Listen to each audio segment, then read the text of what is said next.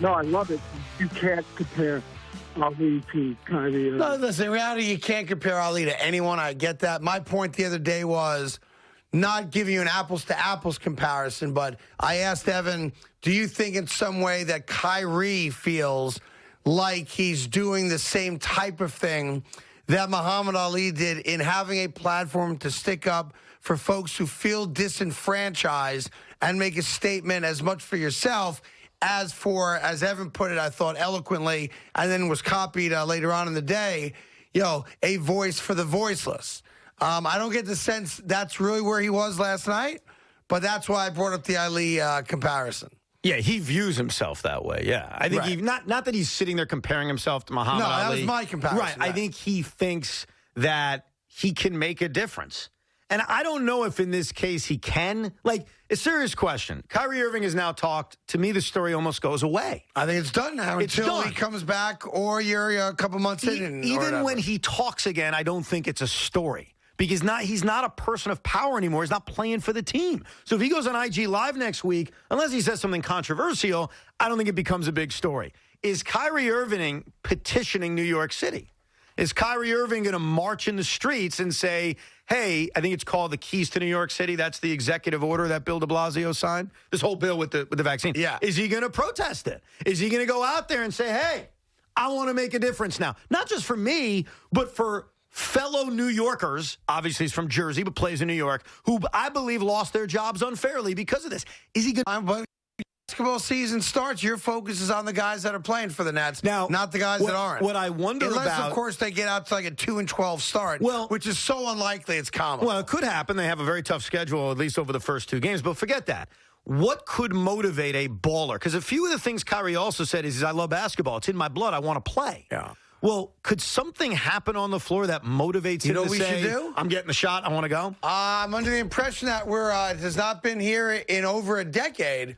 But years ago, there was a WFAN basketball team. Maybe we make him our point guard. He'll play for us. Yeah. We just can't play in New York City indoors. We have to go somewhere else for him to be allowed to play. Right. We can go play on West 4th Street or at Rucker, I guess. Yeah, outside is fine, I guess. Play at the Garden out there in Coney Island. If you want, but we can't play indoors. I can't defend Kyrie Irving on defense because God forbid. You couldn't defend Thomas. Well, but if I tried to defend Kyrie, I'd be nervous that I'd hurt him, and he's still my guy. I'm still hoping that at one point dramatically, Kyrie walks through that door and he's playing. I'm calling a TO on this. You just wanted the audience and me, your partner. What? And Thomas and Big Mac. Just for a split second there. To what? To contemplate the notion of you defending Kyrie on a basketball court? I would try, sure. Huh. Did you see the video of yourself in your driveway trying to shoot a basket? Was I defending or a year ago? Was I on defense? Evan, you know what they used to call me? Just in your warped You know what they used to call me? Hold on. In the streets of Woodmere? The Glove Jr. Yeah. You just put yourself on a court defending Kyrie Irving. Someone has to. God knows you can't. Look at the size of you. You're too slow. I know I can't defend him. I'm not saying I can defend him either. I would try to defend him. But you contemplated defending Kyrie Irving. Someone's got to. Of the four of us, who's defending Kyrie Irving? I mean, I'm the only guy that's even got a shot to not embarrass himself. Dude, you're too slow. Need speed. It's either me or Loogie. Don't forget, no offense, Big Man. Next Friday, the big Carton Roberts 40-yard dash. Oh, well, that's not going to go well for him. Next Friday. Yeah, but that's two opposite kinds of speed. It really is. You need quickness. Yes. A lot quicker than you think. If I had to run with Kyrie, I'd be in trouble. You're not quick. Okay. You're not. Okay. You know you're not. The next time, let's play softball and watch me at shorter. I saw you at short. I saw you try to field balls. It's terrible. You didn't see me try and field balls. When we were out there doing the pitching thing. Showing, while you're throwing batting practice and I'm talking to people while I'm doing it? Come on. You showed. That's not the same thing. No, not for nothing. I'm acknowledging my limitations. Yeah. But, my man, you are not quick even at, I am. Quick's afraid of you. Okay. We'll get out on the court. That's how not quick you are. I'll take you on one-on-one, too, while we're doing stop. Oh, come on. Look at that. Why do you want to be embarrassed?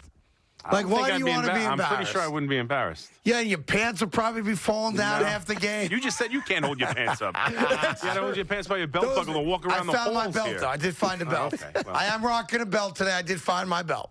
All right?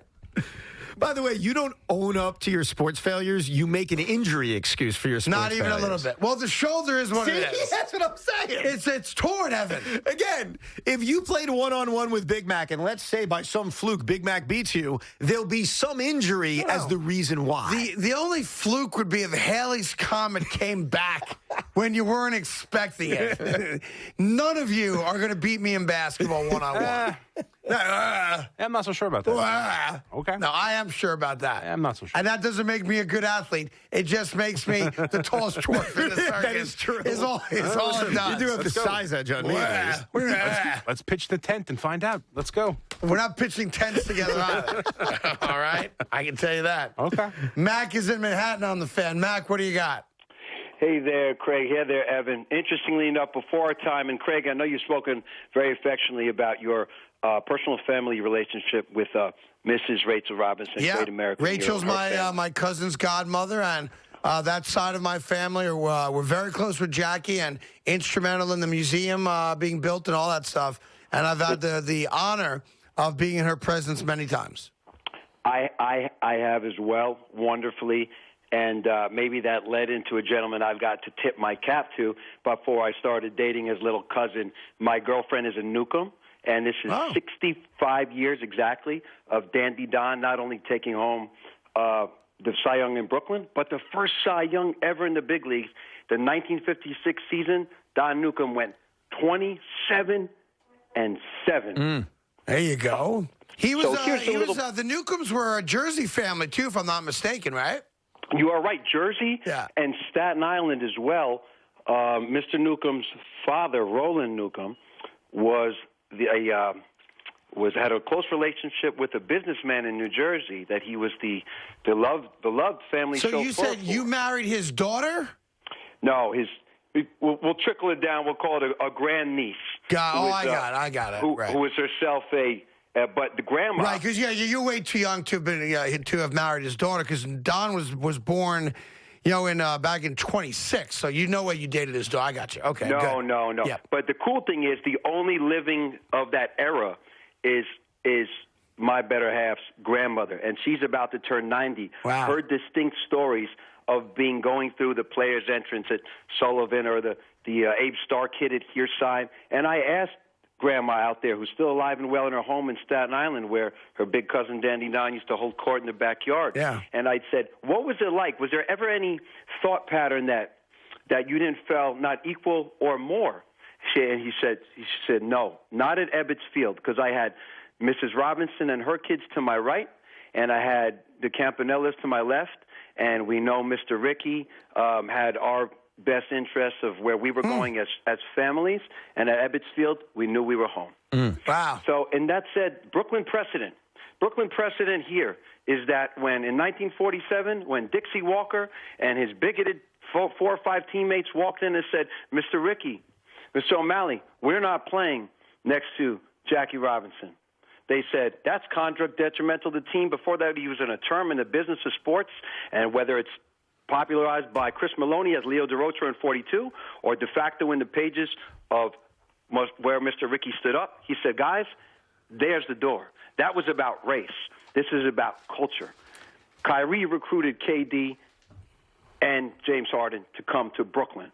This is not about the name on your back of the jersey, as much as for you are playing in the borough of Robinson, Campanella. Yeah, it's interesting. I wonder if you were able to have a conversation. Yeah, you're right. You cannot compare the eras and what those men went through and their families went through in this country and the positions they were in compared to, guys making $37 million a year to play basketball or any sport for that matter. And the world's a different place for sure. Well, it's also about guys not being allowed to play based on health and safety as compared to the bigotry and the ignorance of racism. Here's what I'm getting at, though, when I say that. I do think that there will be a day when guys like Kyrie, if we did an interview, and thank you, Mag, with Kevin Durant, with James Harden, there are public opinions, there are professional opinions, and then there are personal opinions.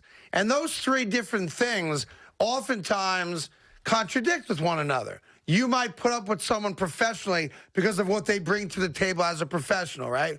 You may put up with certain, and on and on and on. So it would be interesting, not today or tomorrow, but somewhere down the line, seeing how this plays itself out, where let's just pretend, again, hypothetically, if Kyrie doesn't play the whole year and the Nets didn't win a championship, which is clearly their goal, and their talent level's there where they are a championship contender, no matter how we look at it, it would be interesting 10, 20 years from now to talk to a retired Kevin Durant or James Harden who has nothing to lose or risk or reputation damage that could ever take place, to have an honest conversation. Walk us through what you really thought. Oh, it'll all come out at some point. Do you think? Yeah, and I think one thing that's easy to speculate is that James Harden is pissed. I would think so, and the reason too. that you can speculate that is yesterday, during his media availability, with a stare of death, he was asked, have you talked to Kyrie Irving? And he said, no. And the look in his eye didn't look like a guy who was happy or even that supportive. Now, he hasn't said anything. And let me also that's say, speculation. to be fair, there are a lot of guys that played with Harden in Houston who said the same thing about him before he got his way out of Houston. He MIA'd About them. what? He MIA'd him. Oh, about the way it ended? Yeah. The way it ended was awful. There's no doubt about that. Now, But right. to your benefit, but I just want to be fair about that. Well, He but MIA'd him. No, absolutely, but I don't think that has anything to do with what we're talking about No, here. like James Harden also has to take ownership of what he did. Yeah, and he has, by the way. He, I think, admitted during the offseason that he regrets kind of his handling of it, and it was terrible. There's no defense of that. I'm just merely saying that if we think Kyrie Irving is talking daily to Harden and Durant, and they're all on the same page, James Harden didn't reveal that to be so. There was a coldness to Harden's answer, maybe a truth to Harden's answer that certainly made you think he's not thrilled about it. Because here's the difference between James Harden and the other two guys. He hasn't won a damn thing. And for him, winning an NBA championship is still not something on his resume. Final piece of his career puzzle. Kevin Durant's won 2. Kyrie Irving's won 1. Forget about us as fans. We've seen 0. Forget us. Harden's looking for number 1. Right. So logic would tell you James Harden is pissed. And his reaction yesterday... Yeah, I didn't leave Houston to come here for this. The reaction he gave, and again, it's speculation, but everything is speculation, is that James Harden didn't sound thrilled about it. And I certainly believe James Harden had a very big voice in the decision to say, hey, if you're not playing full-time, you're not playing part-time. 877-337-6666. Reaction to what Kyrie said yesterday. More on the Yankees. Again, if you're just tuning in, the Yankees have offered you a sacrifice. His name or their names are Phil Nevin, Marcus Timms, and then the other guy, who was the assistant hitting instructor. Nameless. But nobody knows what his name is. But so they've offered you 3 men as sacrifices for your acceptance to bring back Aaron Boone and Brian Cashman. More on that coming up as well. Plus, now that we've played the Kyrie audio, plus, I should mention to you that we are now 2 hours and 16 minutes away from Evan Roberts being offered a part in a Amazon Prime television show. We don't know where to go or what it'll lead to, but Evan's big break comes up in a couple hours. And tonight is a huge night in sports. If you're looking for something to do, we'll tell you why and what you should be watching right after this on The Fan. Coming to you live from the town. Carton Roberts is presented by Grubhub. Grubhub guarantees your food will get to you on time within the delivery window and for the lowest price compared to other apps, or you'll get at least $5 in perks. Grubhub works hard to serve restaurants. New Yorkers know a good deal when they see one. Like bars with the best Sunday fun day deals, or knowing the good apartments from the not so good ones. So let me tell you about Grubhub Plus. Get unlimited free delivery from thousands of New York restaurants. Thank you. 10% cash back on pickups and exclusive awards to save buckets of money on food. You don't have to know a guy. Just sign up for Grubhub Plus and get New York's best food at your fingertips.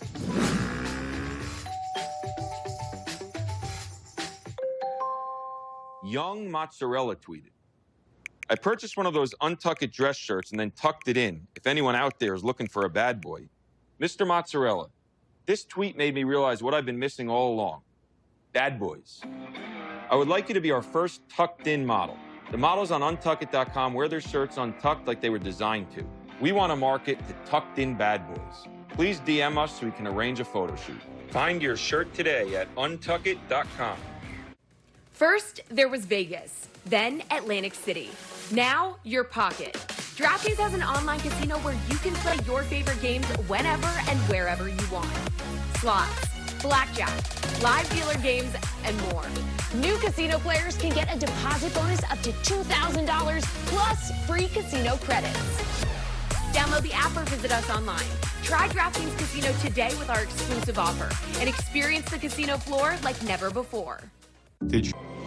Easy is in. Right now, during Blinds to Go's free and easy sale, it's easy to operate your blinds and shades at huge savings. Take an easy 50% off when you motorize any window treatment. Our motorized app makes it super easy to control your blinds and shades. Plus, get a free cordless upgrade on any product and control your window treatments with a light touch. Easy.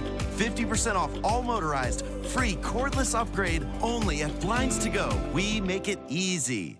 October 14th to the 17th, join your favorite culinary stars at the 14th Annual Food Network and Cooking Channel New York City Wine and Food Festival. It's going to be fantastic. Take part in cooking demonstrations, tastings, dinner events, and more. The fans really enjoy the festival. This is your chance to sip, savor, and celebrate the New York City restaurant community. Proceeds benefit New Yorkers in need with God's Love We Deliver and the Food Bank for New York City. Tickets on sale now at nycwff.org.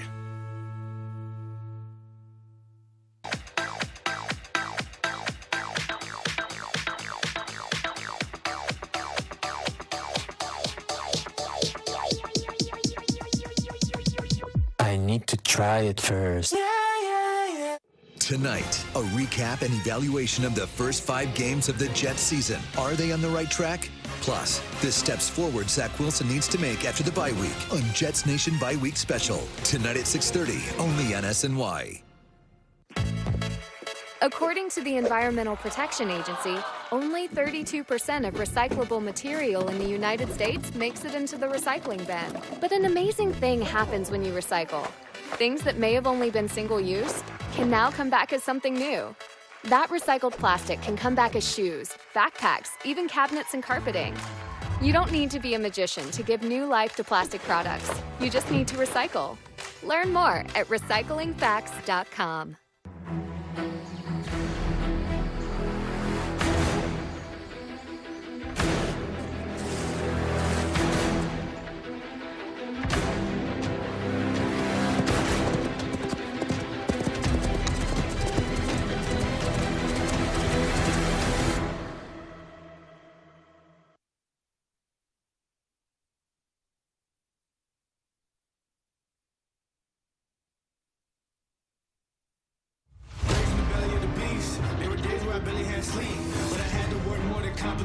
I can't live like the opposition. Living everything I dreamed of. Doing everything you think of. The way I work, I'm on the brink of. Doing numbers like a brain truck. I'm on new level.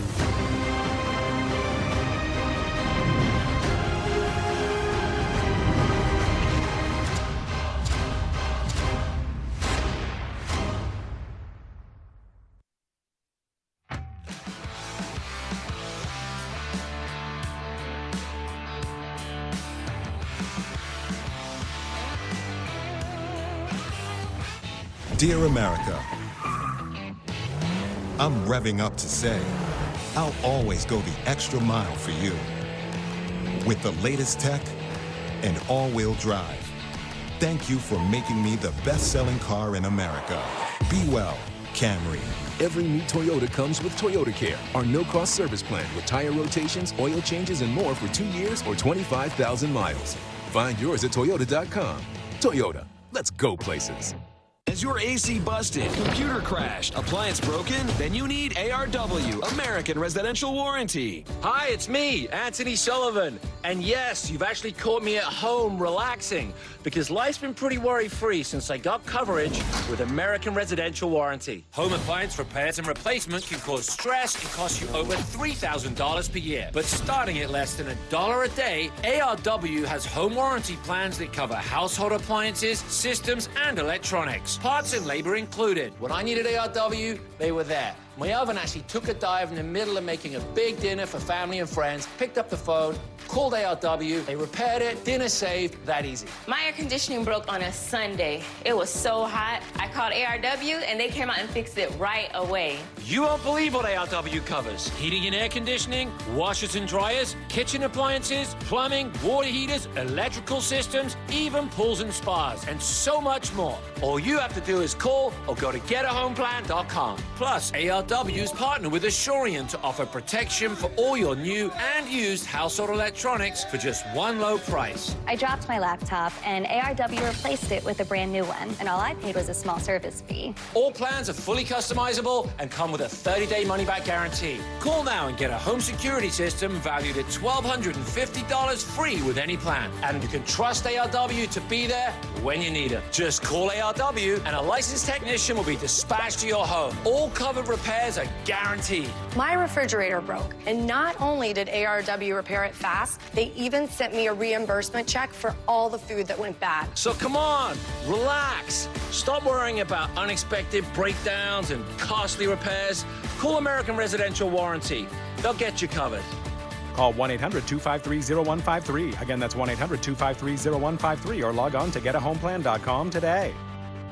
The latest baseball chatter. You need to invest in free agents if you want to win quickly. With the only opinions. Don't be stupid and let this guy go. You need. They need both those guys and more. On Baseball Night in New York, presented by Cadillac. Tonight at 6, only on SNY. Geico Sports Night on SNY. There's some big news coming out of Brooklyn. Your nightly source for all things New York sports. Wait until you see how they finish things off. Geico Sports Night. All night, every night, starting at 11 p.m. Only at SNY. Experience iconic luxury in a Cadillac SUV, like the XT6, an IIHS top safety pick with seating for up to 7 passengers. Or the XT5, with over 20 available safety and driver assistance features. Your Cadillac SUV experience awaits. Get 0.9% APR for 72 months, plus $500 purchase allowance on the 2021 Cadillac XT6 and XT5. Visit your local Cadillac dealer today.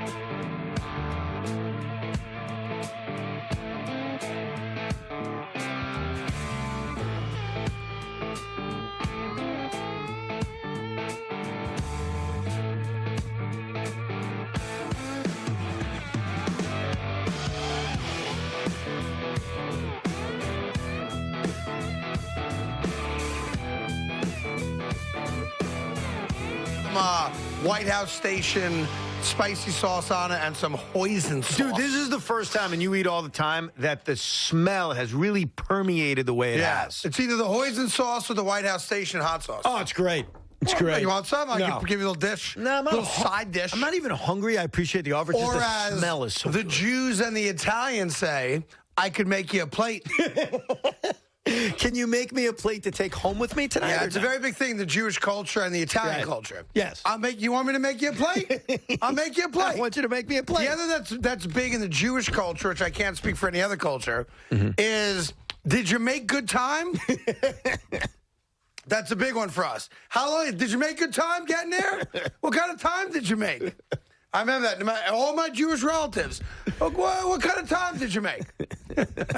And I find myself doing that now. I feel that exact same way. Like a Progressive commercial. I know. Every time I go home at night or I come to work, I'm always like, how was my time today? Evan checks the traffic on his Google Map app every day before we leave. Every day. Yeah. I like to know what I'm going into before I do it. Hey, I don't want to be surprised. You know, sometimes in sports, people try to distract you from the obvious thing, like the elephant in the room. Yes. And it's sometimes really transparent. Sometimes it's cute enough or it's unique enough where you kind of catch yourself and you don't realize that you're being distracted from what you really should be looking at. I've noticed it a lot recently, Okay? yes. Well, I've got the greatest example of that of all time. Let me hear it. Okay?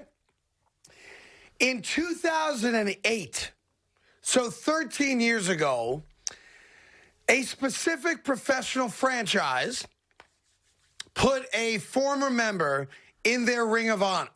Okay. It was done posthumously, but they did it 13 years ago. Nobody has asked about or thought about that particular player because A, he's dead, and B, they did honor him and his legacy 13 years ago. Okay?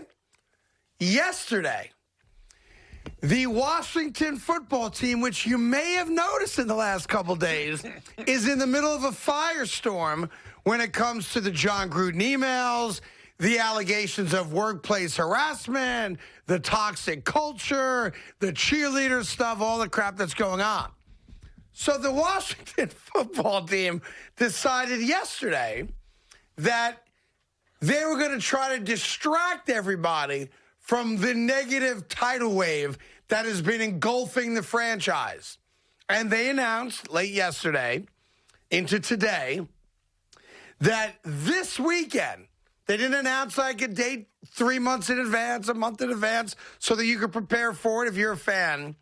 They announced that this Sunday, they will be retiring the late Sean Taylor's number. And most people said, well, wait a minute. You put him in your Ring of Honor 13 years ago, right? So you certainly honored his legacy. Died way too young, as you know, the home invasion, looking for, I guess, money and jewelry, and was shot. And, one of the bullets caught a femoral artery and, unfortunately lost his life, right? They waited till this week to announce that this Sunday they're going to retire his jersey. My question, Evan, is, do you think it worked? Do you think it worked? Do you think it worked?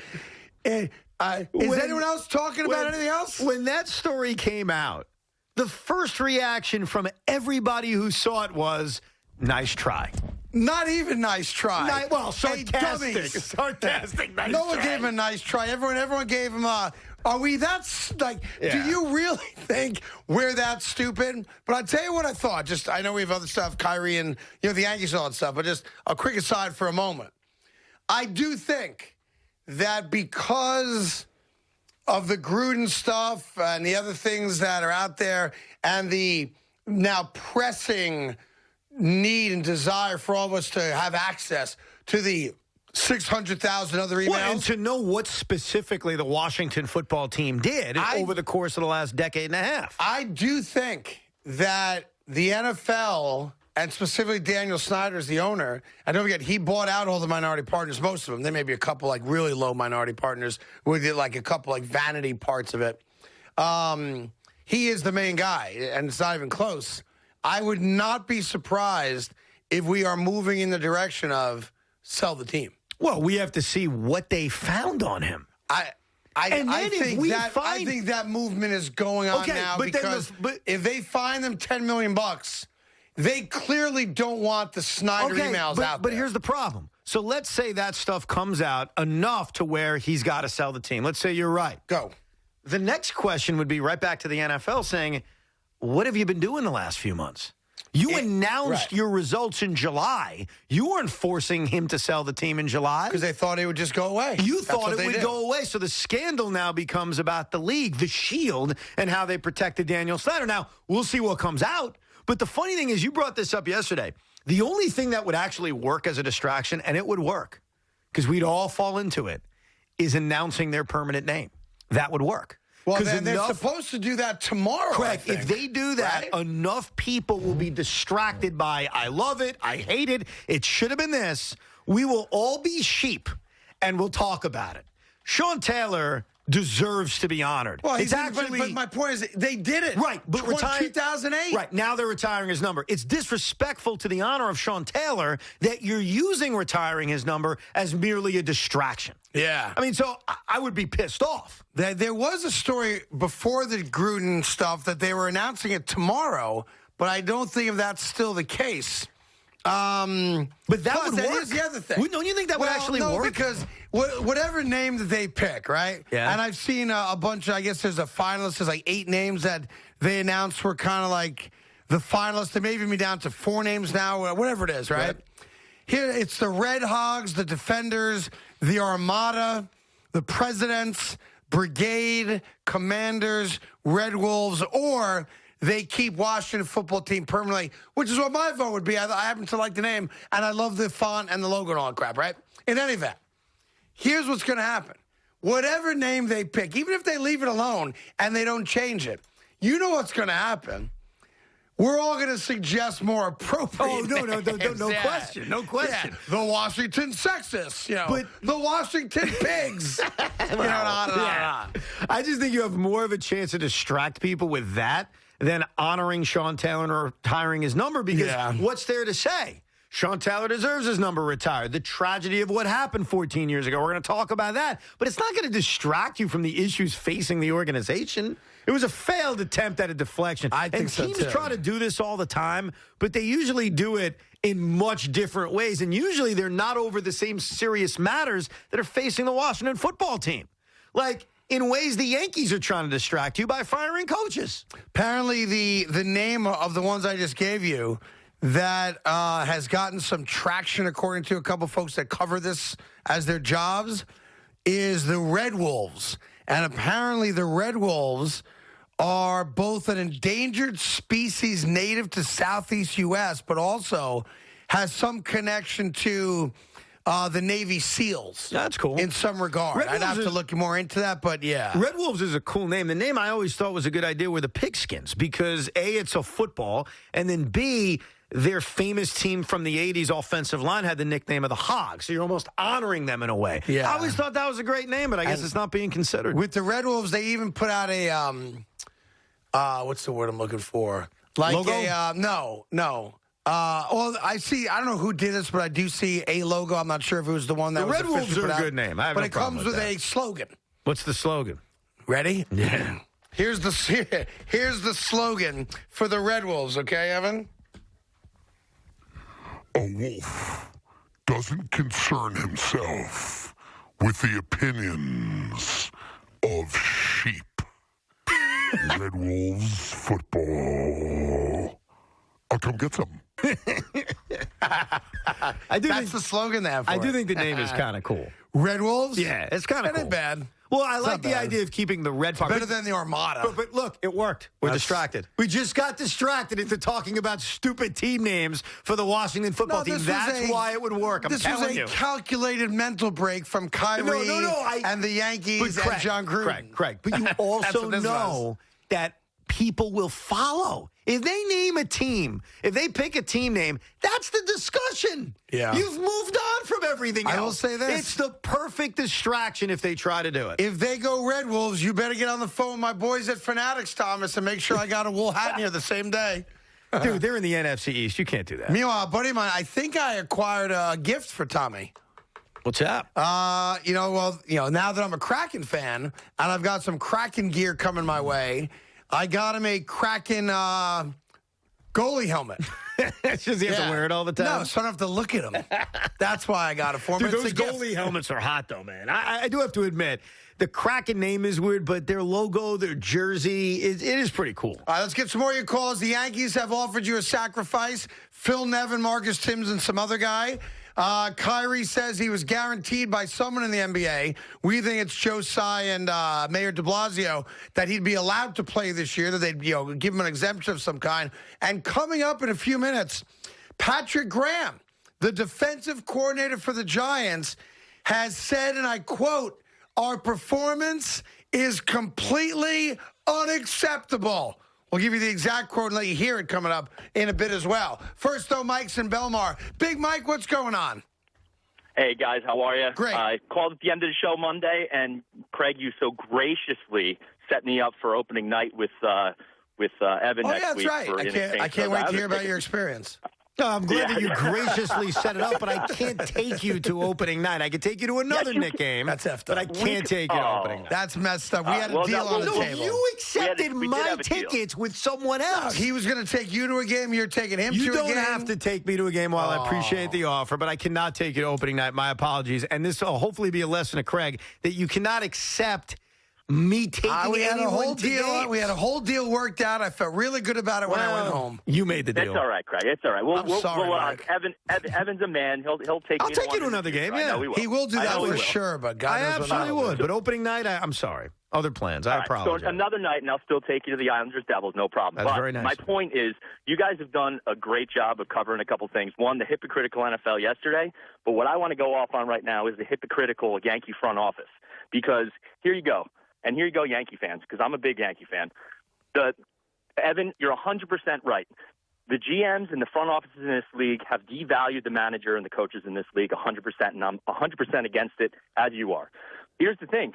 This Yankee front office and Cashman, you guys put this team together of all these hitters that are all strikeout guys. That's what you believe in. That was your obvious way of you wanted to go with your lineup. You built this lineup. You built this team. They didn't have great base runners. They made tons of mistakes on the bases because of what they had. And what do you do as your first move as hypocrites? On one hand, you're hiring Aaron Boone, who has no managerial experience whatsoever, on one hand, saying that the manager doesn't matter because the GM's going to make the decisions. Aaron Boone can sit in the dugout with his book that tells him what to do, and all he has to do is smile and wave at people all day because that's his main job besides of getting along with everybody in the clubhouse. But then you're going to go out, and your first moves are going to be, we're addressing our hitting because we just fired Marcus Sims and P.J. Pilletier, and we're addressing our base running because we just fired Phil Nevin. That is the most hypocritical crap and cover your own behind. Well, it's a sacrifice. that I've ever heard. Yeah, That's what you're doing. I think we all see it for what it is. You know, I don't know about Marcus Timms, but listen, what did the Yankees not do this year? They didn't hit. So while I don't think Marcus Timms is the reason they didn't hit, I always feel that way. Nor would I give him credit, for hitting. The Phil Nevin one, Mike, and thanks for the call, pal, to me is the sacrificial lamb. Yeah, and if you don't see that, I mean, Phil Nevin knew he wasn't coming back, man. Aaron Boone knew Phil wasn't coming back. It's an easy move. They didn't hit this year. Let's fire the two hitting coaches. They made a lot of base running mistakes, including one that was obvious in the wild card game. Let's get rid of the third base coach. But he's 100% right. This is on the builders, and the builders are Brian Cashman. That's why I'm not going to be fooled by this. I don't think Yankee fans are going to be fooled by this. It's about the roster. What's weird, Evan? That's what it's about. I think there's a segment of Yankee fans that these moves actually piss them off, assuming that they're the only moves today. Who knows what else will happen? That if Boone and Cashman are both back, and I've advocated that Aaron come back, and I've advocated that Cashman doesn't come back. That being the case, I think a lot of Yankee fans are like, there better be more than this. Like, this doesn't satisfy our feelings towards the franchise and how you underperform. Well, what would satisfy them? Well, I think there's two things. One is bloodthirsty in the moment, instant gratification. Give it to me now. Give it to me now. Fire the manager. Right. And just remember, his replacement is going to be exactly the same. The So other really don't side get is, anything. if you're not going to feed the blood-hungry wolves now, well, you better help come up with a major answer for shortstop, first base, catcher, and that's what it should and be. outfield. Craig, that's what it should be. And to me, if you get that right, then not firing Cashman or Boone is a non-story. Well, that's what I've been telling you. It's all about the players. That was a unique idea. It was not. I It was think the that same we thing first I've put forth today, right now. No, probably about a week Now, if you ago. want to comment on my brilliance, feel free to comment on it. No. But I think much like the Sean Taylor thing in Washington, is an attempt at distraction, right? Right. Today's announcements are an attempt to distract you. and maybe satisfy you in the moment, which we all agreed none of it didn't happen. Just said that. I've learned a lot. You know what I've learned? So I don't know I don't know why you didn't come up with that earlier. I've learned two things. One thing, you are eventually right about things. It takes a while. The other thing is, I say things to you sometimes a week or 2 weeks before, sometimes hours before, and then eventually you come around to it as if it was your thought. I don't know what you're right. You'd have to give me some examples of that. I just did. I mean, I've been on this from jump. I just did. I'm like the Yankee insider now in this town. So either I got to come I'm up with right, all the Yankee stories for you. I'm right, you're right, we're both right. This is all about the players and who you add to this roster. Everything else is a distraction and mostly not that relevant. The manager of this team, you're going to fire and replace him with who? Someone who's a facsimile of Aaron Boone. Right. Congrats. Tell your family you will be home very late tonight before Thanksgiving this year. What? All right? Tell your family. No. Yes. I need to know why. Just tell them because. One thing I've learned about Kyrie Irving is we have choices, okay? Yeah. No, you don't have a choice on this one. I have choices. I'm taking you somewhere the night before Thanksgiving. The night before Thanksgiving? So the Wednesday before Thanksgiving? Thus, the night before Thanksgiving, Evan. Where are we going together? You and I, hand in hand, arm in arm. Where are we going? And you're coming as my guest. I'm excited now. I thought you were sending me somewhere. If we're going together, we're going I'm warmer together. to it. Okay. We're warmer to it. This is one of those, like, you can't say no type No, now I opportunities. agree. I agree. All right. More so agree. I am taking you, my friend, to the UBS Arena. You will sit. Oh, here we go. Now I'm in. You will sit in a luxury suite. Let's go. And you will watch the Islanders lose to the New York Rangers. Oh, you son of a bitch. Well, first of all, lose to the New York Rangers? Yeah. Have you paid attention? The Rangers are going to win big tonight. They'll be right back on track. Relax. Oh, I didn't mean that, but okay. Just let your family know that you'll be home late. Okay? Nice. All right? I took care of that for you today. Thanks, Uncle Craig. All right? Now, with that said, my gift to you. I am willing to dump the person I promised if you want to join me at Knicks opening night next week. Would you like to join me? I can't because I've got kids that adore the Knicks, and I can't leave them alone. All right. Because I want to watch the game with them. I want to enjoy the big Knick win. I guess I left one Greatest other part offense out. in the East this year. I have 4 tickets that night. What happened? No, you don't. I do. No, you don't. I do. But 4 is not enough because I need 4. Then you're right. You need 4. Yeah. I'm being nice enough to say I have 4. Yeah. And now it turned into, no, Evan, I need 4. I've got 3 other people I got to bring. Oh, then you're out. So, I only have 4. I don't have more than that. If you had 5, then we could all go. 5? Yeah. It's never enough. No. I just need 4. Okay. I travel as a foursome. I used to travel as a sixsome. Now I travel in a pack of 4s. All right. So if you don't mind not going, I'd be glad to take your 4 tickets. Now you're turning it on me. I'm just saying. You non-Knick fan, why do you even need to be there? I don't see why you'd be there Give me anyway. the tickets and go home. I'm just give you that option. If you would like to allow 4 Knick fans to be in the building, then I'm your Huckleberry. But again, are they right next to each other, all 4 seats? They are not, actually. Well, then I'm not taking them. Oh, okay. I'm not breaking my family up. They're both on the Chase Bridge, but they're not right next to each other. No, I can't say That's fine. No, that's a fair answer. All right. I like to sit with my children. But I do appreciate the offer of a couple tickets. Very kind of you. Listen, I'm a Knicks season ticket holder. Whenever you need tickets, you just so let me effed up, know. by the way. It's so bothersome to me. Why? That because I'm not in a position currently where I can afford season tickets. And I think it's great. I don't mind that you can afford it. What do you think? I'm taunting you? No, it's just, to me, in my soul, like I love the Knicks more than any of the teams I root for. I I've told you respect a million that times. about you, yes. I am a diehard, legit, no BS Knick fan, right? And there's a part of me that is pained that I can't do my part and be there every night. And you are a Net fan. And in a weird way, you are gloating and taunting me and trolling me. Not that purpose, like, I can't afford it, but it's not because of that you are going to be there, and I am not going to be there. I'll bring and you I every can't once in a call while. Dolan up and ask him for tickets to everything. I can't say, hey, what about me? Listen, here's what I will say to you. Anytime you as a Knick fan want to join me at the Garden, I'll take you. Should the Garden be listening and feel like we'd love to have the Carton crew there, there's 4 of us, we would certainly go to the game, but I'm not going to ask. And by the way, if you go to the game, you would probably turn around and mock how high up I am on the Chase Bridge. Completely. And say, look where I am. Yeah. I'd be in the unlimited free soft drink section. Though I will say Mike in Belmar is a nice guy. Yeah. He's made me think of a good idea that anytime I don't have someone to take to the Knick game, I should just take a random Knick fan who listens to the show. In a way that shows my love and my appreciation for the Knicks, even though I hate your team. You know what I think you should do? What should I do? Because I think you should put them both on the spot at some point, because I know they'd both say no because they're fugazi. What? Why don't you invite Gio and Boomer to a Knick game one night? I would, of course Just I to would. know that they're going to say no. Well, Boomer's 100% going to say no. Boomer loves the Knicks. Yeah, diehard Knicks fan. Yeah, but Boomer's not sitting on the Chase Bridge. You never know. There's no wait. You were his never partner know. for a decade. Yeah. Do you think Boomer? Forget about probably not wanting to sit with me, which I'm sure is one part of it. But even if he's like, I'll deal with Evan for one night, would he belittle himself? Yeah, to sit that he'd high do that up? once. He'd go to a game. You think he would? Yeah, he's not like that. I'll ask him that. I mean, he's like that a lot. I think of times, Giannotti but- would say yes at some point. Well, I think you should challenge him, and it's got to be a school night. Like not Okay, on so a the Saturday, rule like, is school night. Yeah. Who do I ask first, Boomer or Doesn't Gio, doesn't or matter. both of them at the same time? Like, I don't, you probably have a close relationship with Greg. Yeah. So hey, Gio, I got like the day before. Like, Okay. hey, I have an extra The day ticket. before. Yeah, hey, it's Knicks Bucks Wednesday night. You want to go? Okay. Because then they'll say no, and then you'll come on the air and go, fugazi. Okay. It's on. Let me look at my schedule. I'm going to write down who I'm going to ask. All Who right. has a better chance of saying yes real quick, Boomer or G?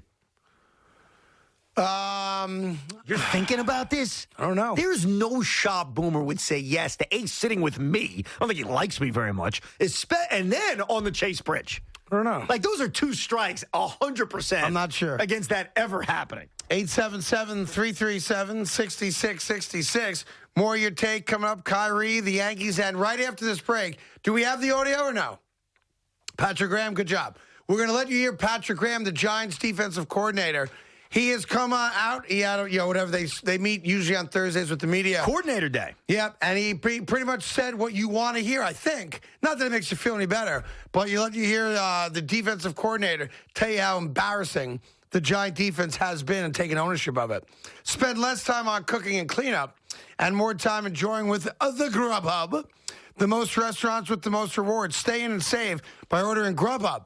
Save with perks, pre-order food and express reorder, 24/7 customer service, contact-free delivery, whether it's a special deal at a local spot or hundreds of dollars in free food from restaurants around the neighborhood. Perks offers Grubhub diners one place to find exclusive offers from nearby restaurants. Get the deals you love on the food you love with perks from Grubhub and grub what you love.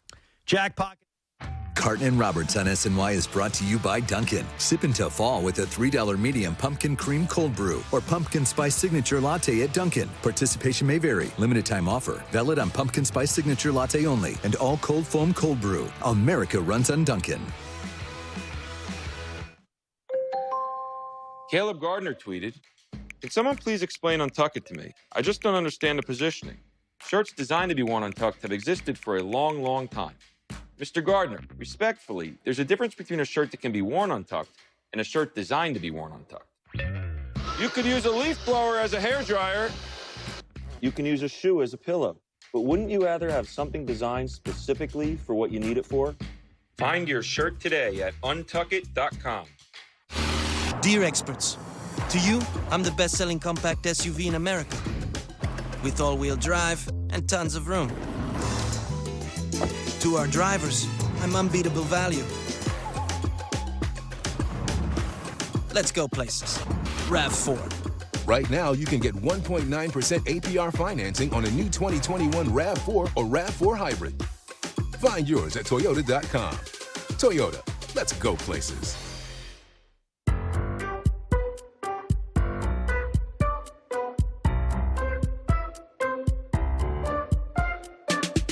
There's got to be a better way. At Good To Go Insurance, you can get coverage with as little as $20 down, despite your driving record. Get an online quote for a low monthly payment in less than a minute. Save money by only paying for the coverage you need and get proof of insurance on the spot. Visit goodtogo.com and get coverage fast, cheap, and easy. That's goodtogo.com. Ooh, what are we running next, huh? What about the skinny post? Not too skinny, though, more like regular. Guys, I can see your mouth's moving. Oh, yes, you can. That's me right there. No, not a good thing. Oh, okay. How about a Lompoc leaf blower? That's not even on there. A slappy two-pump slant? Wag the dog. Razzle-dazzle? Ooh, wag the cat. All right, go get him, Dak. Don't forget those plays. Get front row seats every Sunday afternoon with NFL Sunday Tickets. Slappy two-pump slant. Works every time. Every live game, every Sunday, only on DirecTV. DirecTV is bringing you a glorious holiday season with Showtime and Movies Extra Pack. It will be beautiful. A time for laughter. Yes. Light. I hope you like it. And love. How about finding your perfect guy? How could I forget that? Not to mention reunions with friends new and old. How does that sound? Oh, I'd be delighted. Experience all the wonder of the holidays. Get Showtime free for 3 months with Movies Extra Pack for just $4.99 a month. Only on DirecTV. I've made a lot of questionable choices. Was it all because I was dehydrated? Nah. But now I'm trying to make smarter decisions. You know, hydrating with smart water and stuff like that. Keep living smart. Ow! Sunday is for football, and SNY has you covered.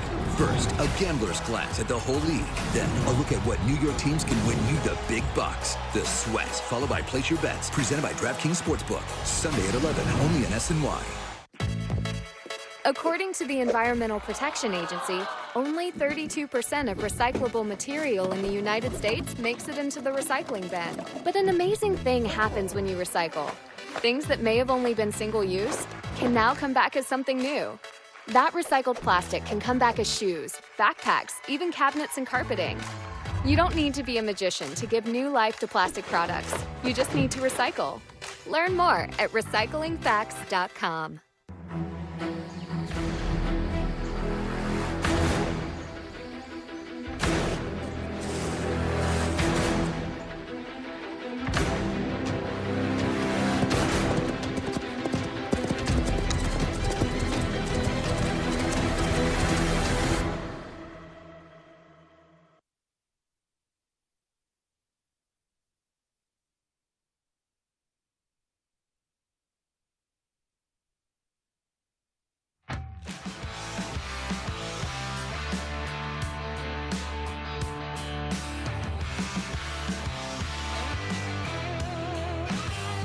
Join fellow Mets fans at the Queens Baseball Convention Saturday, November 13th, featuring Ron Darling, Gary Cohen, Todd Frazier, and more. For tickets, visit queensbaseballconvention.com.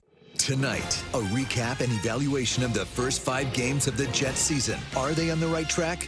Plus, the steps forward Zach Wilson needs to make after the bye week on Jets Nation Bye Week Special. Tonight at 6:30, only on SNY. Hello and welcome to Geico Sports Night. Every night, starting at 11 p.m., only on SNY. Is cleaning the outside of your house an exhausting all-day affair? You drag all those different cleaners around and then have to climb up and down. Not anymore. Hi, I'm John Florell, the Fuller Brush Man, and this is Full Crystal Full Exterior, the fast, easy way to clean all the dirt and grime from around your house in no time. Just add the cleaning crystals, attach it to any garden hose, and away you go. Quickly blast stains off wood decks, vinyl and metal siding. Completely clean dirt and debris from gutters, shutters, and overhangs. Erase grease and oil from concrete driveways, walkways, and pavers. Simply aim, spray, and it all goes away. The secret is in the full exterior cleaning crystals that safely break down, lift, and wash away dirt and grime in no time. With full exterior, use it on stucco, concrete, wood, vinyl, metal, and even porous pavers to clean up quick. Watch. We abused this white siding with the worst oil, grease, and dirt stains, but full exterior easily washes them away so nothing remains. It's bleach and oxidizer free, so it's completely safe to use around your shrubs, lawn, and flowers. With the Fuller Power Sprayer, it reaches up to 27 feet high. Use it to quickly power wash patio furniture, get rid of stains from picket fences and painted trim, power off bird droppings and tree sap from shingles and roof tiles. Call or go online to order the complete full exterior system for the factory direct price of just $19.99. But wait, order right now and we'll double your cleaning crystals. Just pay a separate fee. That's enough to make up to 14 gallons of cleaner. Full exterior cleaning crystals are made in the USA. And remember, it's from the Fuller Brush Company, so your satisfaction is 100% guaranteed. Call or go online to buyfullexterior.com. That's buyfullexterior.com. Order now. Puck drops, Connecticut ice begins. Locked off the post, and there it goes. It's in for UConn, and a goal. Sacred Heart scores again. Now a chance for Quinnipiac, a shot, and a score. High-flying, in-your-face hockey tonight. Sacred Heart takes the lead. And it's the Huskies who are on the board first. A score! Into the net it goes for Quinnipiac.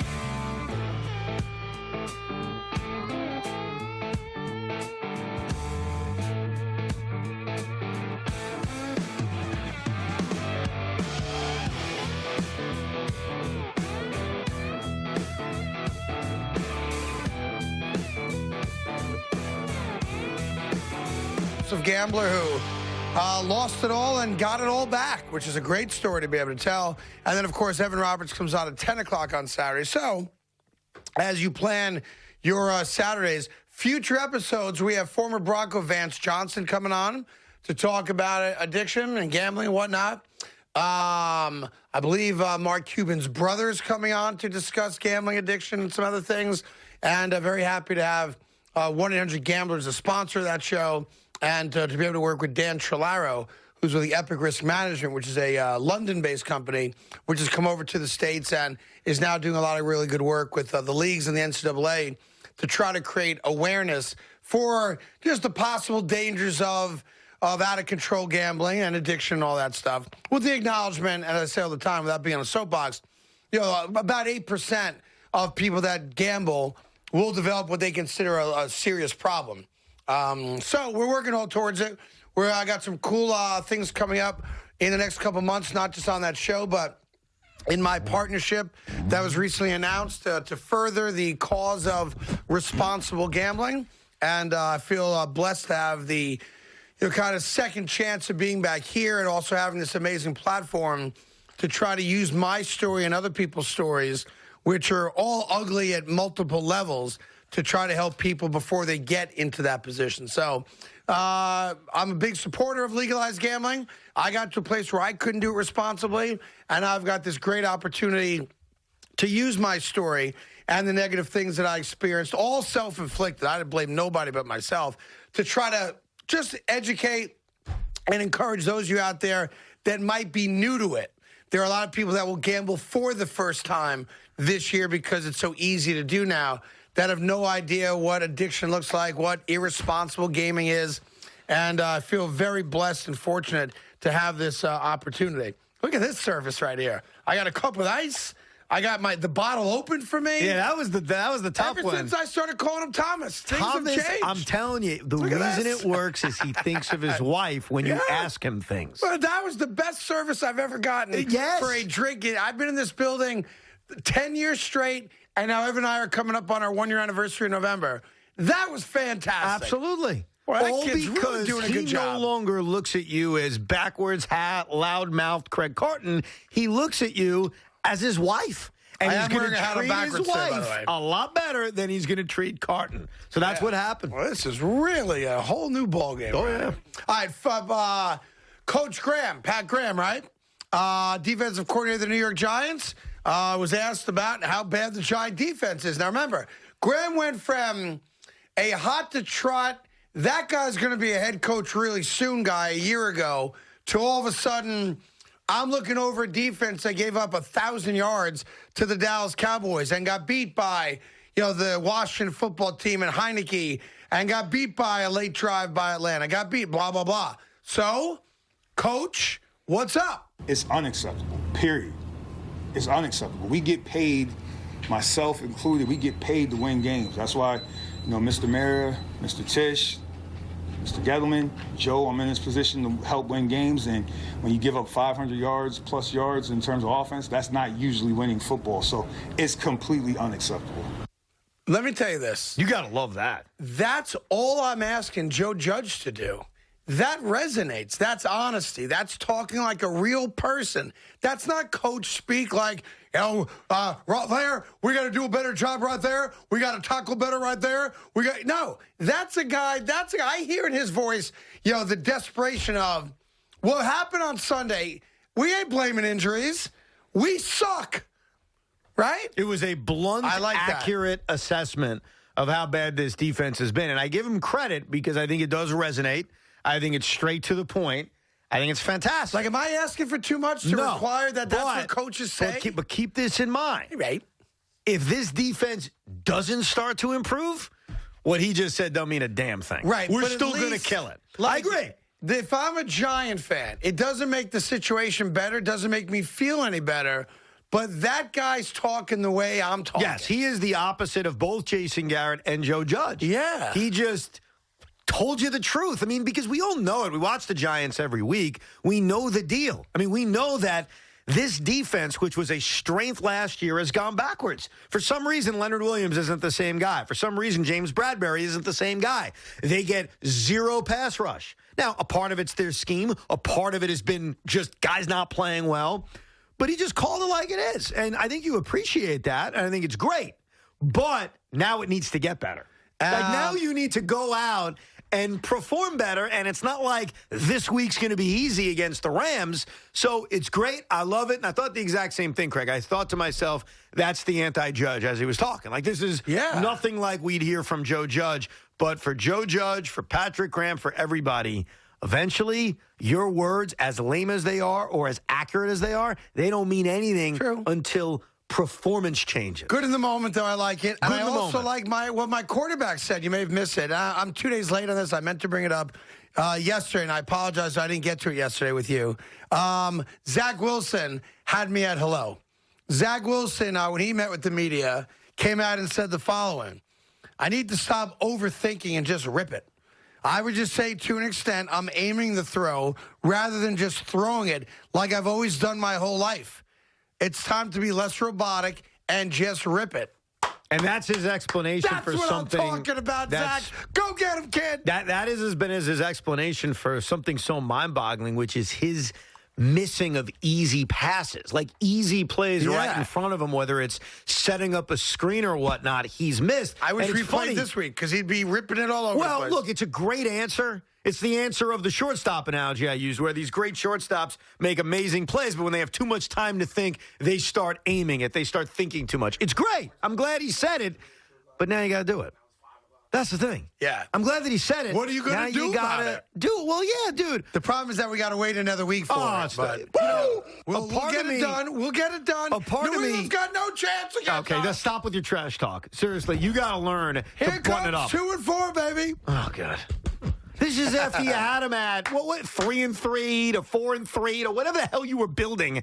I don't need your trash talk from this football team. They've had one good game, one good second half, all right? That's all they've done. I love Zach's answers, but much like Coach Graham, go do it. Time to start ripping it. Go do it. I agree 100%. Let's rip it.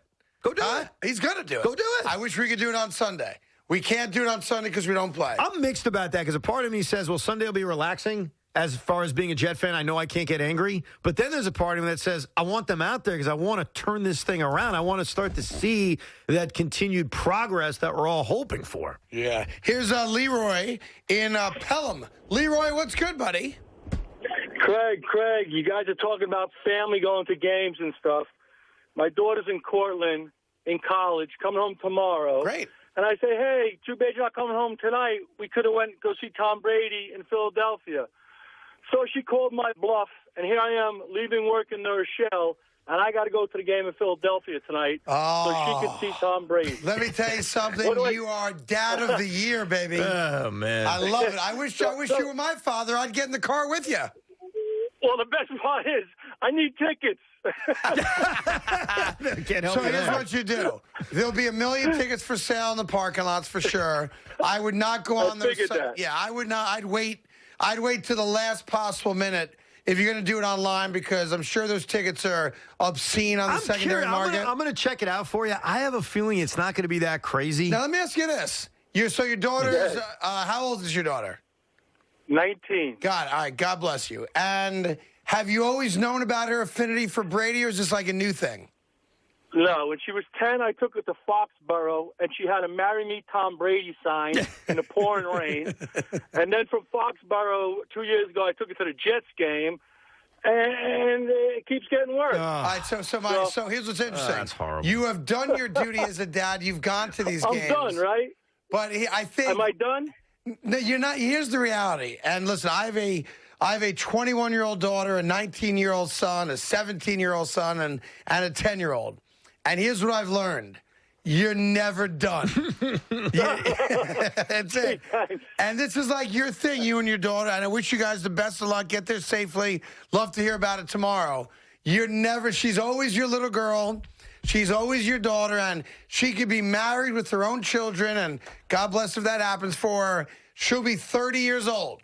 You'll be a pop-pop at that point. And by the way, Tom will still be playing. Right. And she's going to say, hey, Daddy, what's our thing? And you will look forward to that moment like it's gold. By the way, the secondary market, I'm dead wrong. It is red hot. Oh, it's got to be huge. Red hot. Yeah. The good news is, remember, to see the GOAT, man. Remember, the GOAT, Tom Brady, is coming to MetLife Stadium the second to last week of the year. Yeah. They're playing the Jets at MetLife. Week 17, we're there. January 2nd. So I got offered, the Winter Brothers, who are great people. They're sanitation folks. And they also have this amazing autism program so that adults with autism can go to work and, be quote-unquote mainstream, which I don't like the term, but I get it. They're the greatest Jet tailgaters in the history of Jet tailgates. And they reached out to me that if at any point we would like to join them for not only their amazing, redonkulous tailgate, but in a box for a Jet game. That's the game you want? So is that like greedy, though, to say, hey, I want to go when Tom Brady's playing? I mean... Is that like, should I say, hey, you know what I mean? No, you know why I don't think it's greedy? And tell me if I'm crazy here. I don't think Tom Brady playing at MetLife Stadium is a big deal for us. He did it every year for the last 2 decades. So our last chance to see the GOAT in person. What do you mean last chance? He's going to play for 8 more years. He's not playing the Jets next year. He's going to play for 8 more years. You think? What do you think? I don't think he's ever going to play MetLife again. Really? I mean, unless the Giants play him next year. But it's not even about the scheduling. I'm not even getting geeky about that. I'm getting on the fact that Tom Brady's been open. That he wants to keep going. I get it, but this is our last chance as Jet fans have. It's not our last chance. It is. In fact, in 3 years, watch this optimism. Watch this. In 3 years, Craig and I are going to go to the Super Bowl. We're going to see the New York Jets finally play in a Super Bowl, something you were too young for. You were like 6 or 7 back at Super Bowl III. I was 0. We are going to go to the Super Bowl, and in 3 years who's going to stand in our way? Tom effing Brady. Jets Bucks 3 years from now? Yes. Let's go. See, I'm optimistic. That's so rare for you. It's so weird. You like that? It's so out of character for you. Like, I'm listening to you and going, is that my guy? Plus, you have us working together in 3 years. That's true. That's the crazier part. Yeah. Well, I didn't say we're working together. I was saying we're going to go to the Super Bowl. Oh, like we'll remain friends. Yeah, like friends. Like, hey, by the way, how you been doing? Want to go to the Super Bowl? That's like I did. We will remain friends for sure. Right. That's what I implied because there's no way. That'd be interesting. Like, if we're not working together in 3 years, like how often would we even talk? Once a month.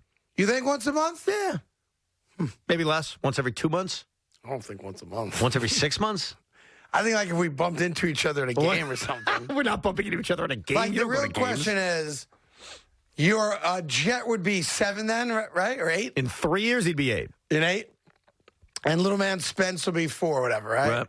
So like, I wonder if there's like a big family event.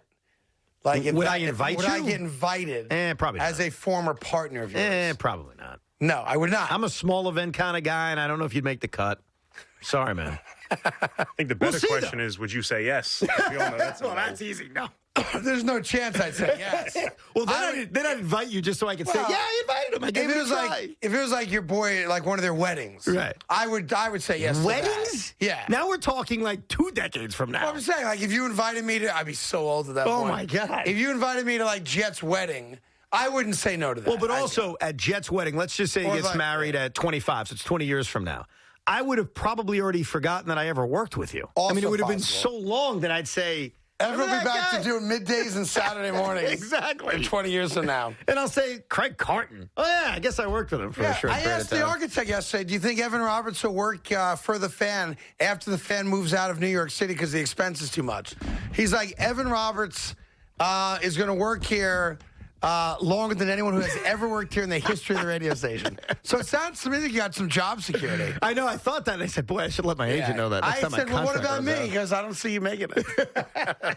No, but the difference is you're the kind of guy, especially you've admitted this, when you make enough money, you're going to walk away. Peace out. Yeah, you're going to peace out. Yep. I love the job, so I don't know if I'd ever peace out until I'm just tired. By the way, I don't see any time soon where I'm making the kind of money where I can peace out. That's a fair point. Right? I foobarred that part already. That's a fair I was on a track to being peace out at 60. I'm out. Done. Good to go. F you money in the bank. By the way, I decided to act like a jackass. You know what? I've been thinking about this during this conversation. I think I'm in for that Jet Tampa Bay game. I think I am. January 2nd, that'd be a game to go to. Is that it's January 2nd? Yeah. Oh, that's too cold. What? I don't want any part of that. What? Is that when it is? Yes. I said week 17. Well, when did you think that was? If Sales gets me a hat, glove, and parka sponsor, then there's and maybe like heated pants sponsor, Bougie. then I'm in. Dude, because that tailgate goes 3 hours, dude. Craig, we're not even talking about sitting in the stands. We're talking about sitting in his suite, and you're like, it's too cold. I'm talking about the pregame. That's a 3-hour commitment. Have you been to cold weather games? Yes, I have. Aren't they awesome? When I'm dressed warmly, yes. Yeah, well, of course. All right. The last ever game at Giant Stadium, Jets Bengals on that Sunday night. I need a scarf, too. Okay, get a scarf. I'll give you a scarf. Yeah. That was awesome that night. Oh, it was I need a Jet scarf. Yeah. Well, of course. You're going to a Jet game. I just want to make sure. Actually, you're a Tom Brady fan, so why not a Tom Brady scarf? And I need 5 high school-sized footballs. For what? Well, I do a thing when I go to games where any kids that are there, we do a little game in the parking lot where you start, it's all the kids line up. One kid wins like a signed jersey or football or something. Right. That's cool. And I throw them each a ball. There's like rounds. First, it's a 5-yard pass, easy. Then they all take 5 steps back.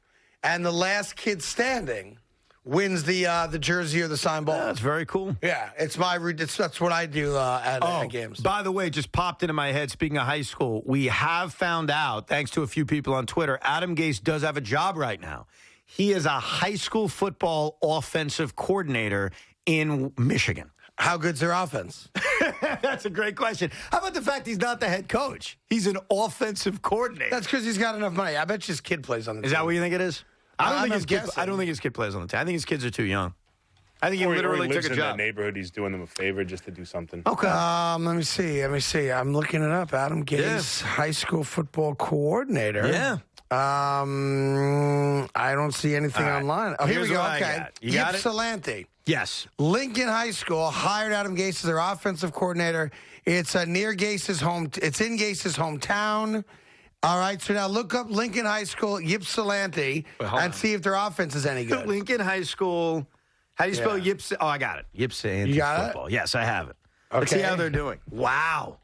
They just won a game 56-46. 54-46. All right, so there you go. But how good is their...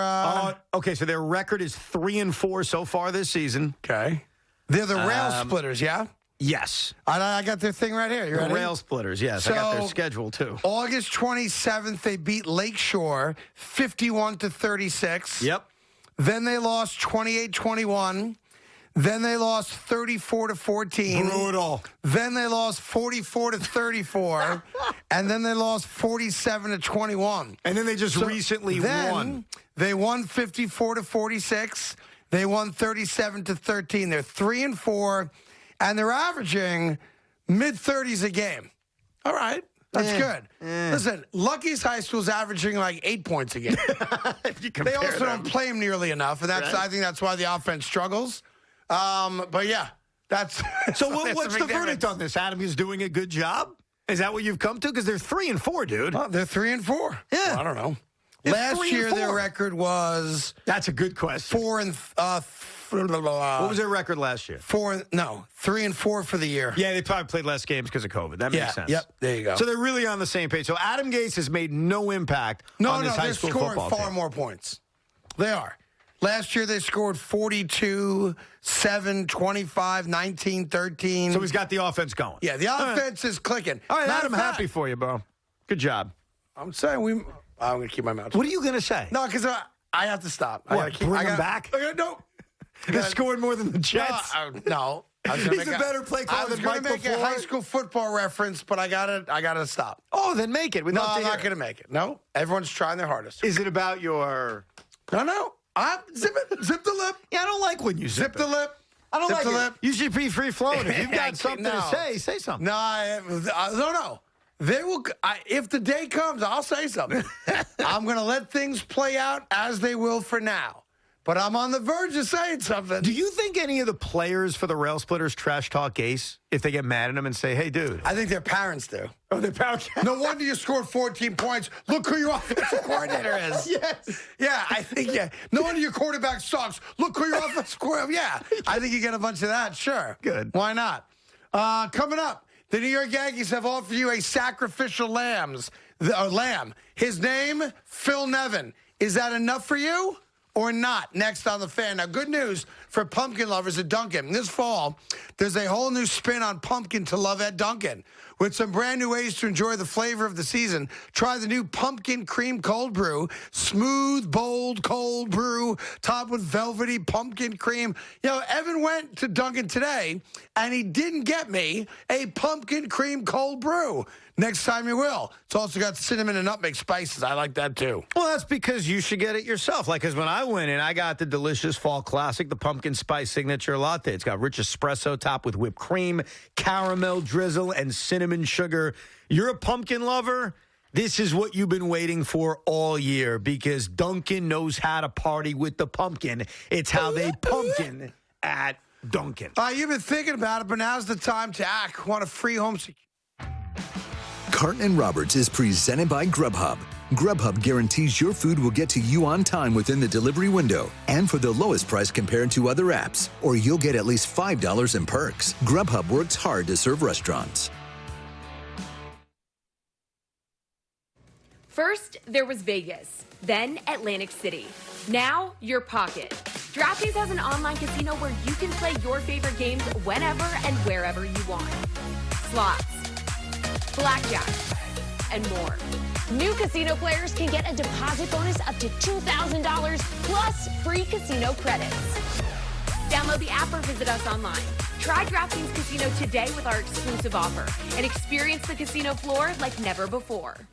Did your job give you mesothelioma or lung cancer? If you had occupational asbestos exposure and now have mesothelioma or lung cancer, you may be entitled to claim some of the $30 billion in asbestos bankruptcy funds, even if you smoked. Call Whites & Luxembourg today.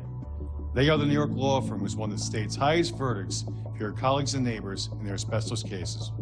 Mesothelioma or lung cancer victims, call 800-299-5600. That's 800-299-5600. We love our house. Been here for years. Yeah, but there's an animal in the attic.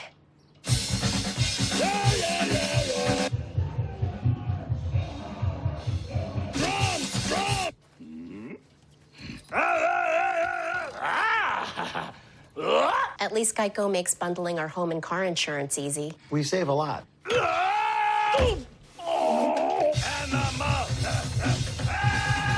For bundling made easy, go to geico.com. It's the wrong time to catch the flu, so it's the right time for a flu shot. Flu shots are safe, easy, and available all over the city. Come on, New York, let's roll up our sleeves again. It's time to get a flu shot. To find out where you can get a flu shot, visit nyc.gov/flu or call 311. It's been a tough year for all of us, but NYC is here for you with mental health for all. Now is the time to get help, support, and 24/7 counseling. As our city is coming back, we're here to help you fully recover. Connect to care today. For free and confidential help, call 1-888-NYC-WELL or visit mentalhealthforall.nyc.gov.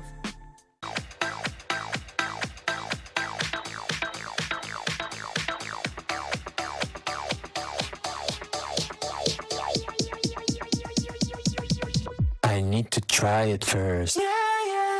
The latest baseball chatter. You need to invest in free agents if you want to win quickly. With the only opinion. Don't be stupid and let this guy go. You need. They need both those guys and more. On Baseball Night in New York, presented by Cadillac. Tonight at 6, only on SNY. According to the Environmental Protection Agency, only 32% of recyclable material in the United States makes it into the recycling bin. But an amazing thing happens when you recycle. Things that may have only been single-use can now come back as something new. That recycled plastic can come back as shoes, backpacks, even cabinets and carpeting. You don't need to be a magician to give new life to plastic products. You just need to recycle. Learn more at recyclingfacts.com.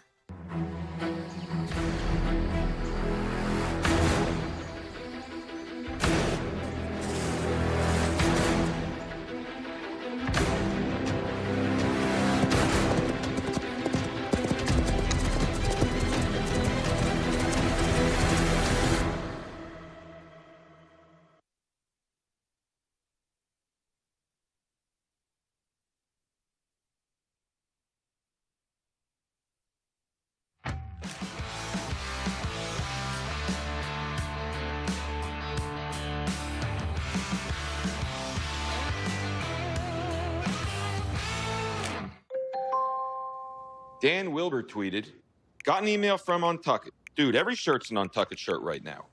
Mr. Wilbur, I just don't know if that's true. Every man deserves to wear a perfectly fitted Untuckit that falls at just the right length. However, due to production limitations, we can't make enough Untuckit shirts for every man on Earth. Lots of men are still wearing poorly fitted traditional shirts. Keeps me up at night. Find your shirt today at untuckit.com. A loud screech, an ugly scratch, and a deep gash. Furniture Legs can scar your floors, costing you a lot of cash. Now there's Ruby Sliders, the new chair leg covers that protect your floors, prevent scratching, and slide with ease without all the noise. They fit snugly on both size legs and glide across any floor. Now you can move even your largest furniture with no effort at all, keeping your floors looking beautiful for years, guaranteed.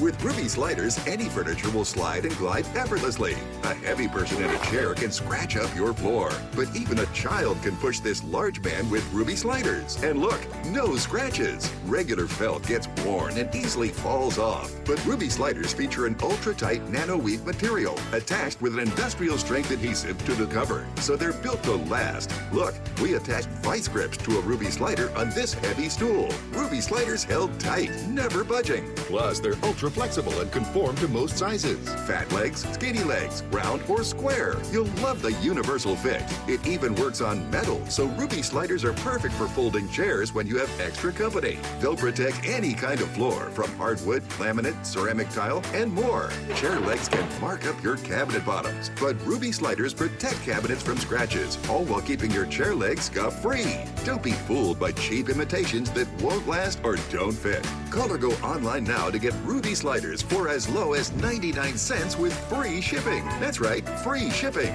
Ruby Sliders is guaranteed to last for 10 years or your money back. This offer is not available on Amazon, so call or click now to protect your floors with Ruby Sliders for as low as 99 cents with free shipping. Order now. Call 1-800-323-1048. That's 1-800-323-1048. Call or visit rubysliders.com. So call 1-800-323-1048 now. Tonight, a recap and evaluation of the first 5 games of the Jets season. Are they on the right track? Plus, the steps forward Zach Wilson needs to make after the bye week on Jets Nation Bye Week Special. Tonight at 6:30, only on SNY.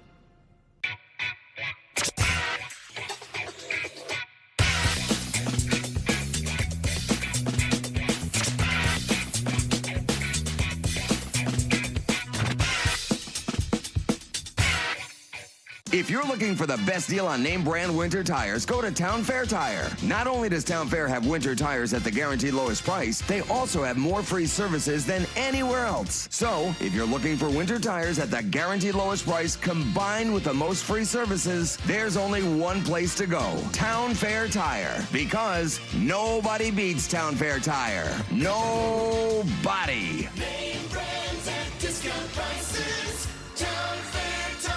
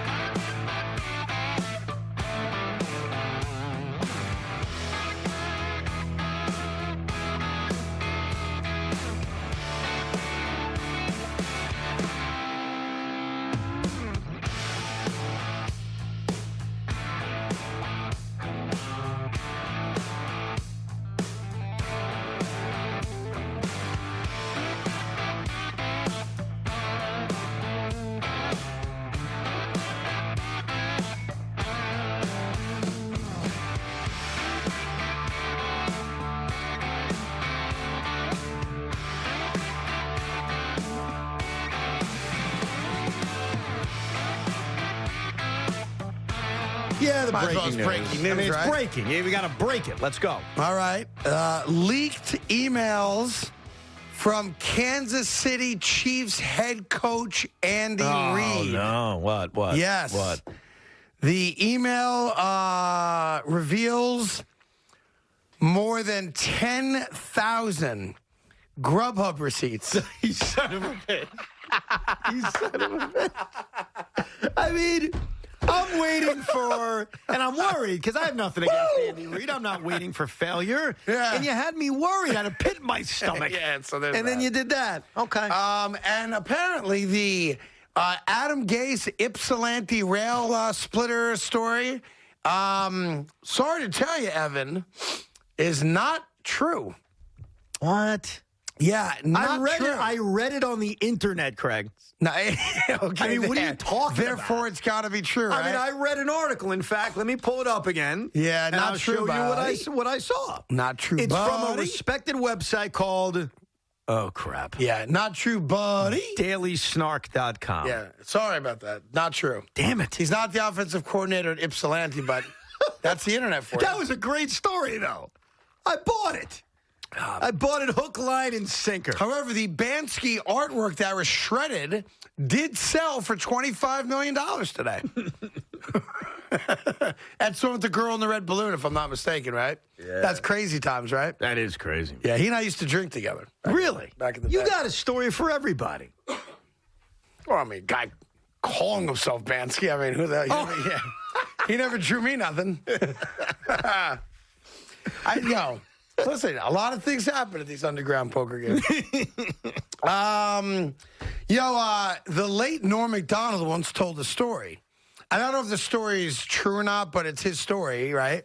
he had a problem gambling, and I told you before, there's a lot of belief that the Rounders movie came as a result of a lot of his stories of playing underground card games, right? So the story that he told once is that the last day he ever gambled to break the addiction, he was in Atlantic City, had $60,000 in cash on him, and threw the money into the ocean. Really? Yeah. And that's how he divorced himself from gambling. As if he was saying, now, this is sure what I do when I gamble. I'm throwing it away, so let me... Like, I've never heard the whole interview. I know it's on YouTube somewhere. You can certainly find it. Because I think he was with O&A back in the day. Right. So, and he's also a comedian, so I'm just telling you, the urban legend story that he told about himself is that he threw 60 grand cash into the ocean and never gambled again. Huh. Like, that was his moment. Crazy. That's... How many people do you think jumped into the water after that? Anyone who saw it. Like, literally every person that saw it. Like, wait a minute. Yeah. There's hundreds in there. Would you jump in? Goddamn right I would. would. Of course you would. If you saw some random person, well, not random, Norm throwing McDonald. $60K in cash? And you could see what it was, you're getting in there, man. Yeah. All right, so here's Matt. Matt, are you the guy that created the fake Adam Gase story? I did. You are the man. Well done, sir. A... You got Evan Roberts. Good job. Well, not only did I get Evan, I got a handful of radio shows, even at WFAN. Boomer and Gio talked about it. Moose and Maggie. I also got the Michael K show on ESPN. A lot of people picked it up and ran with it. And I was bored at work one day, just fired off a tweet, and my followers ran with it. Good for you. And then all these radio shows started talking about it. Good so. for you. You know what? Even though it took months for me to fall for it, good for you. When did you originally do it? So I tweeted that back, I think in June, and that tweet got over 1 million impressions on Twitter. And then each month, I feel like I keep seeing a new clip that comes up from a radio show, and I just don't like Adam Gase. I'm a Jets fan. No kidding. We're with you, I'm with you. And the high school tweeted at me. The high school DM'd me, and they said, we're getting phone calls, and people were talking about Adam Gase coming to our school. And the AP history teacher was like their actual head coach. So that's great. That's fantastic. That is awesome. So, like, the article I read from the Daily Snark was just some guy who picked it up from you, correct? That's correct. Yeah. He you just put it out there as a tweet, and then just to see how far we'll go. And people ran with it. 6 months later, people are still going, all right, because the reality is, where is Adam Gase? Nobody knows. Right. It makes sense. It's one of those stories where, on the surface, we all believed it. Like, not one of us said, that can't be true. No one said that. We were all like, yeah, it makes sense. Yeah, T-Mac saying, yeah, he's just doing a favor for his former high school. Nice. Yeah. Explain it. I mean. All right, well, good. Hey, listen, Matt, good job, buddy. Well done. Good job, man. Thank you, man. Big fan of the show. Thanks, appreciate that. And listen, if we do go to that Jet game January 2nd, hopefully you'll meet us out there. We'll throw back a couple brews and have a good time, all right? I'll be there. Sounds good, brother. man. I'll be good. There you go. All right. Not every day you run the whole gamut of a story and get the creator of it. That's right. The greatest online, I think, hoax of all time, and this is like the very early internet days. It may have even been pre-internet, if that's possible, but anyway. So remember when Kentucky Fried Chicken changed all of their marketing to KFC? Right. And that became their thing. Eat at KFC, right? Right. So the story went out that the reason they did that is because they weren't that the chicken wasn't really chicken. And that a judge ruled that you can't refer to yourself as Kentucky Fried Chicken because none of the meat is chicken. Wow. And that's why they came out and called themselves KFC.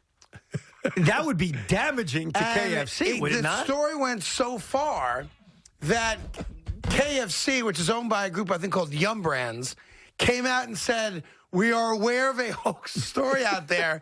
Please be assured our chicken is chicken. And I bet you people said, we don't believe you. People thought it was dog or cat or some other kind of meat. God, yeah. To me, that was the greatest hoax of all time. That's a big hoax. That's a damaging hoax. The Adam Gase hoax, honestly, it's harmless. It really is. I mean, is it even harmful to Adam Gase? No, not really. He's coaching high school. Who cares? The Andy Reid one is not harmless. That's a lot of receipts from Grubhub. That's buddy. on you. I assume you made that up. No, Hodge and Q made that up. Just send it to me. That's all. Okay. I just thought it was funny, so I went with it. It was. I admit it was funny. Had me fooled for a while. Banksy. What did I say? I didn't call Banksy Banksy? You said Banksy. You had drinks with Banksy. Isn't that what you said? I said I had a drink with a guy who said his name was Banksy. I don't know if he was an artist or not. I just remember one day I had drinks with a guy who introduced himself as, "Hi, I'm Banksy." And Banksy's the guy who does all the art on walls, right? Yeah, but he's like, I don't think he ever tells you he's Banksy. No. He doesn't do it, but he like goes and does the graffiti art, beautiful art on walls all across the country, right? And every That's now and who he then, is. every now and then, the legend of Banksy is that he would draw something, knowing it's worth crazy money, and give it to like homeless people. Oh, that's great. Like something like that. Right. Or like unsuspecting people that had no idea. And those people, I guess his hope is one day they realize you got something valuable. And then sell it, and then all of a sudden your life changes. I want to be clear. I don't know if the guy was the artist or not. I do know that the guy sucked at Texas Hold'em. I can tell you that much, though. I can tell you that. Here's Mike in Old Bridge on the Fan. Michael, how are you? Hey, guys. Great show today. How are you doing? Great. Good. So I wanted to follow up on what you've been talking about with Phil Nevin. And I'm no expert on this. I was wondering if I can get your expertise. But with the Yankees base running troubles, I noticed on that play with Aaron Judge when he got thrown out, as he's running the bases, he's not looking at Phil Nevin as he's going from second to third. He's looking at the ball in the outfield. And I'm wondering, and I had this convo with a friend when we were watching the game, does that slow him down? Shouldn't he be focusing on the third base coach? Forget it's Phil Nevin, but isn't that their responsibility? And do you think if they get a new coach in, that's going to help them work on some of these fundamentals on the base path? I mean, it's a good question. It's hard to answer because you're talking about something that would seem like a literally basic. How do you properly run the base? What are you supposed to be looking at? And so many guys are looking in the outfield. Yeah, like, I don't know the answer to that question. I don't know if you bring in a guy who's quote-unquote better at it, if all of a sudden players will look there instead of looking into the outfield. I think a lot of it's instinctual in the moment. A lot of this, look, this is a knee-jerk reaction or a bloodletting reaction to satisfy Yankee fans. I don't think there's a strategic change to the Yankees base running. And I don't think it involves, all right, never look in the outfield when you're rounding second. Because you watch baseball all the time. Guys are always checking out where the ball's going. I'll do you one better. If you we all watch the Yankees every game this year. There were, I want to say top of my head, and I'll maybe off a number here or two. Top of my head, there's at least 7, 8, 9 of those dumb base running mistakes that wound up in a Yankee being thrown out at the plate or third or whatever it might be that had nothing at all to do with Phil Nevin. Right.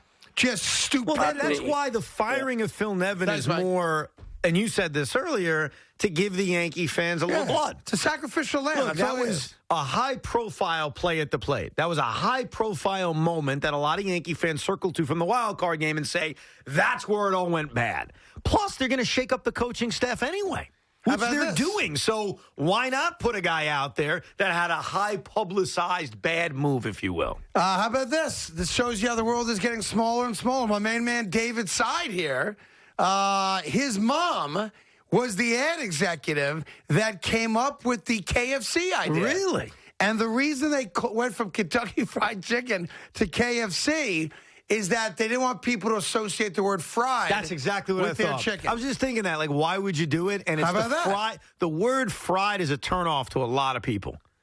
Right or wrong, it is to me. It like works in my head. I hear fried and I say, oh, that's really unhealthy.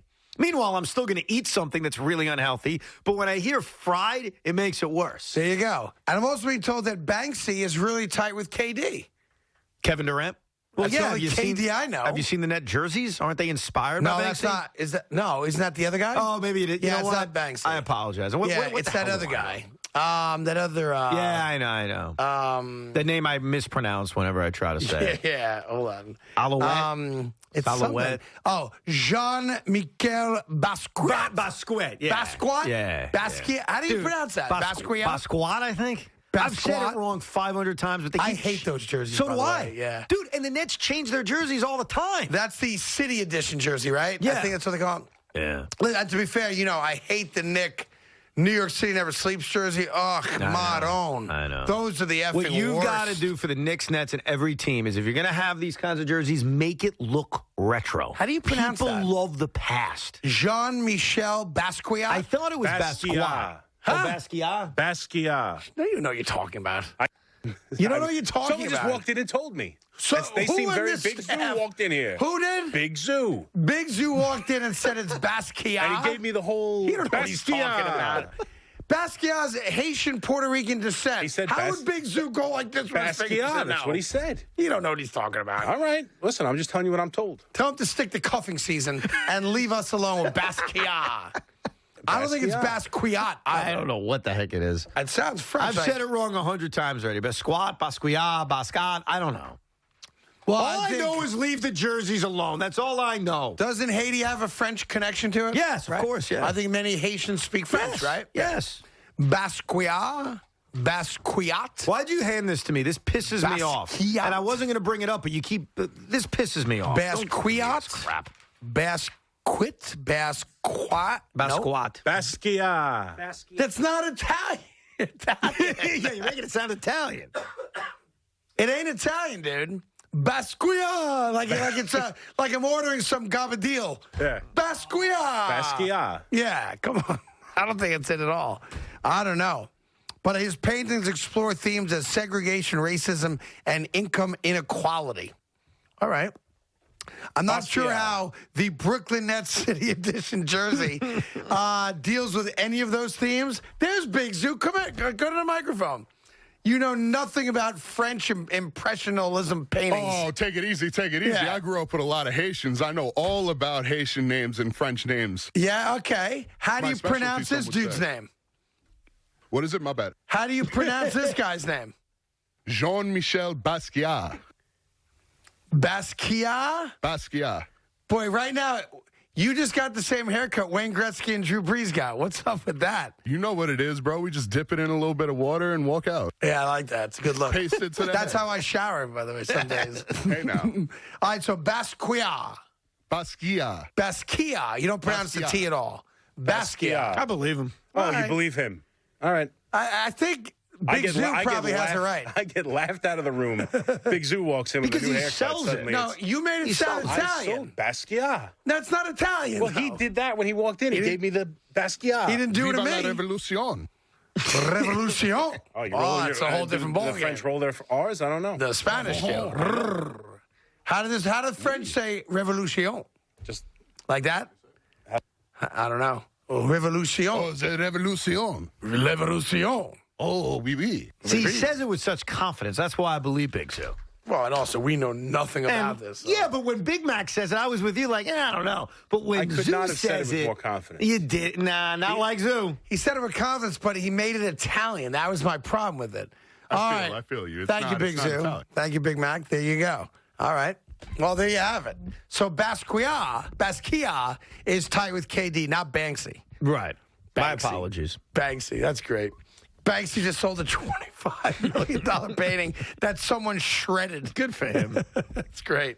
Milton's in Brooklyn. Milton, what's up? Tell your friends. Tell your friends. Tell your friends. Tell your friends. My nephew's on the radio from 2 to 7. I love it. I love it. Listen, guys, before I get this Kyrie thing and maybe something with the Yankees, I need you to settle the argument. It's going to just take a simple yes or no. I'm arguing with a guy in my fantasy league, Ron the Don Dada. He's a fool. Yeah. Here's the question. All right. Did the Yankees make the playoffs this year? Oh, that's Oh, the man. age-old argument. Well, technically they did. In my book, they did not. Well, that doesn't really answer his question. Well, if, he's trying to settle if you're trying to settle it, they technically They made the the playoffs. Yeah, if, they did. if we're going on a technicality, they made the playoffs. I view, and I felt this way with the Mets in 16, and certainly the Yankees this year, that if you're not in the divisional series, you were not in the playoffs. Yeah, it's interesting. If there was no wild card, but you had to play 163rd game to get to the ALDS, you did not make the playoffs. Correct. Exactly. But the wild card game is essentially just that. And yet you did make Well, the playoffs. that's why I said to you last week, you poo-pooed it, that if I ran baseball, I wouldn't even count it as a playoff game. I would count it as game 163. They've decided to say it's a playoff game. So technically, for the record, the Yankees made the playoffs. No. I don't view it, just as a baseball geek, as if they did. That's Not just only me. that, Well, it's not about what you view. It's about the fact. I think the simple answer is if you look at the stats, They made the look at playoffs. John Carlos' stat, it says one playoff game this They year. made the play. No, Milton, I'll make it easy for you. There's no debate. They made the playoffs. Thank you. That's all I wanted to hear. You're said right. it. They made the playoffs. Look, my Okay. separate view on it, or your separate view on it, or Craig's separate view on it is the way we view things. But technically, like the NBA play-in game, the NBA announced what it is. It's not a playoff game, nor is it a regular season game. It's something in the middle. Major League Baseball has said point blank, the wild card game is a playoff game. Right, and they made the playoffs. There are franchises not known as the Yankees that would take great pride in making it to that wild card game and probably have a banner ceremony at some you point. want me to show you an example? Are you being a jerk, or do you know? Let me just make. Or do you not know? Yeah, hold on, let me rephrase finish that. One. There are some franchises, minor league type operations, that when they do make the wild card, win or lose, they actually have banner raising ceremonies. Well, hold on. To acknowledge their fact that they made the wild card. Facts game. matter. So let me help you out here. Yeah. There was never a ceremony. Yeah. It happened in the middle of the night. Big ceremony. One day I show up at City. Yes, we're referring to the Mets. I show up at City, Craig, and I say to myself, what's that? Yeah. And my friend says, what do you mean? I said, take a close look. And he says, does that say 2016 wild card participant? Oh, it is the Mets. Yes, that's what I was referring to. So again, I want to clarify because you were half right. Yeah. They do display making the playoffs in 16. There was no ceremony that I am aware of. There was a ceremony. When? There was a ceremony. When was there a ceremony? Ladies and gentlemen, we ask you to direct your attention now to the right center field bleachers as we are about to unveil our first ever wild card pennant.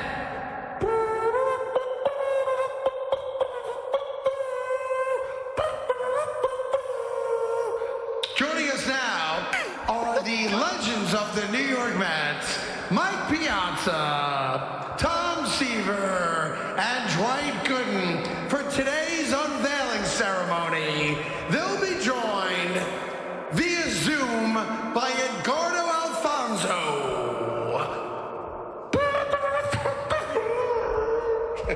I hate you. I really do. I hate you. It's true, though. They have a sign that says 2016 National League Wild Card. They were in the wild card game and they lost. I'm being told now that Basquiat is actually a hard T, and it's not French. And Chris in Queens has more info on this. Chris, what do you got? Hey guys, so I work in the art business and in the art auction business. So yes, Basquiat is a hard T. He died now several decades ago of an overdose. Well, I guess he's not friends with KD then if he's been dead for 20 years. No, he's not friends with KD. Banksy is the one who KD affiliates with, and part of the mystique of Banksy and the piece that just went at the Sotheby's auction today is he doesn't disclose who he is. That's part of the art. People are always So trying to I figure out definitely who did he not is. play poker with Banksy. I think that's a fair thing to say. Yes. You well, and again, you might have, and that's sort of how he is. He sort of comes and goes into society, makes an impression, makes a painting, does that stunt with the shredder that just went auctioned off in London earlier today, and then he disappears. So it's sort of like the aura that he almost created his own image by not fully disclosing who he is, and that latched on with people in the art market. Got it. And $25 million for that was the little girl in the red balloon shaped like a heart, right? Right, and the seller paid less than $2 million about 18 or 20 months ago. So it was, wow. It was So the incredible guy that bought it return. originally went from $2 million and sold it for 25. That's crazy. For 20, and the London auction just went off a few hours ago. That is crazy. Wow. I appreciate that. All right, so Basquiat is dead. And Very dead. Long dead. Banksy's the guy Very that... dead. So Katie might just be a fan of Banksy's work, but he probably doesn't know him because Banksy doesn't tell you he's Banksy unless it's the guy I played poker with. Yeah, but if Banksy's ever going to say that he's Banksy, wouldn't he say it to a guy like Kevin Durant? No, I think it's more likely in these private type places where I was being, an idiot that he'd reveal That's himself where he there. reveals himself. I guess. Yeah, because there's like a code amongst, right? Like what's the Edwin McCain album, Honor Amongst Thieves, right? There's a code amongst underground card players, I guess. I don't know. Although I never went up and said, hey, I'm Craig Carton. I do the morning show. Right, think about that. That's true. Yeah, I never did that. I know some people figured that out, but I never introduced myself like that. Right. Hey, wait a minute. Aren't you the guy? Are you on the air in 20 minutes? Yes. Matter of fact, I am, Billy. 8-7. Oh, right. Can I do one more quickly? Yes or no? Just you tell me. You're the boss with the hot sauce. There's a guy I want to take quickly, but it's on you. It has to be very quickly. Okay. Here's Dennis and Yonkers on the fan. Yo, Dennis, what's going on? We'll do it very quickly. All right. How are you, Evan, Craig? I've kidded Evan, Craig, that I would never call your show because you drive me crazy. Oh. Evan and I are hardcore sports guys. You are all over the place. But you can't. But at 9 o'clock tonight, Evan, what are you doing? I'm watching Giants. Craig, tell Dennis what I'm wearing right now. He's wearing a New York Giants slash Mets baseball. It's not a Mets. It's a New York It's baseball got the Met Giants shirt. NY on the bottom. It's of the it. Giants NY, dude. That's the Mets. It's the Giants. That's the Giant NY, which is the Mets NY. I'll be down the Embarcadero real soon, Evan. Nice. You know how pumped you are. But Craig, what are you doing at 9 o'clock tonight? At 9 o'clock tonight? He's not watching Giants Dodgers, trust me. There's a pina colada with my name on it, and I'll be watching the football game tonight. That's my point. But I'll pat you on the back for two things. Quickly, the Gruden thing, the email about the physical characteristics getting fired right off the bat. Yeah. But wiping him out of the Ring of Honor and EA, as you said, doing that is just holier than thou. Rattling skeletons in the closet. Sure. That's crazy. And your point about Joe Judge is exactly what I thought. Now, I'm a Judge guy. Evan knows I'm a big Joe Judge, yeah. Joe Judge. Did I say what did I say? You said Jim. Jim Judge. Joe Judge. Yeah, I think he's Joe Judge. He embarrassed that kid on Sunday. Now, here's what you do. There's a kid who was ripping it up. He gets an ankle. He gets a tape, comes back on the field, gives you everything he's got. Yeah. He made a mistake, no question. But if you do that in the locker room. Between you want to rip him a new one, you want to suspend him. All right, so you agree with me. So it took you 11 years of me being on the radio with the fan for you to finally think that I said something smart about sports. I did try to call you one other time, Craig, but you made a salient comment about your previous producer, Al Dukes. Yes. Oh, Dukes. Yeah. Dukes, I'm sorry. He has beer muffles when he screens calls. Well, listen, everyone screens differently, and I appreciate your call. I can't Thomas believe that- lets everybody through, doesn't say no to anyone. Al says yes to no one. I'm stunned Dennis called you. Yeah. I speak to him a lot on Saturdays. I'm sure and you won do. him over by ripping Joe Judge for his handling of Kadarius Toney, which means me and him are going to argue on Saturday about it. 'Cause I disagree. He's probably looking forward to like it's in his day planner. 10:40, call Carton Roberts. He's one of those guys, I'm assuming. And there's nothing wrong with that. You know, that's the backbone of this radio station. He's also a big Giant fan, and tonight's a big game. You Giants may have Dodgers seen, game 5. Just to update you on the John Gruden thing, Derek Carr had, I thought, a brilliant press conference yesterday in which he came out and said, listen, I love John Gruden. I'm not going to stop loving him, and yet I hate what he did. And there's no place for what he said. But I thought Derek Carr, like I always talk about in these press conferences, I want guys to be real, talk like real people. Now, some guys are clearly just better at public speaking than others, so I'm not talking about guys that aren't comfortable speaking in front of cameras and microphones, which I know for a lot of people is a huge bugaboo.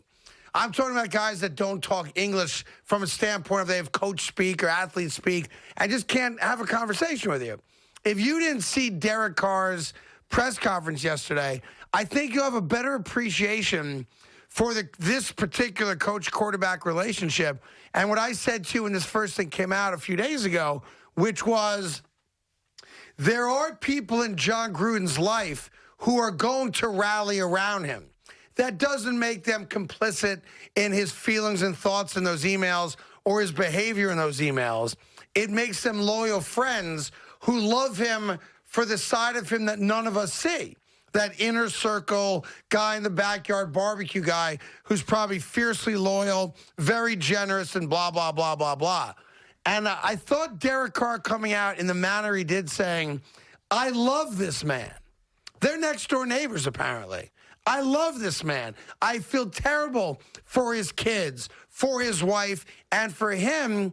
And I want to be clear, I don't condone what he did.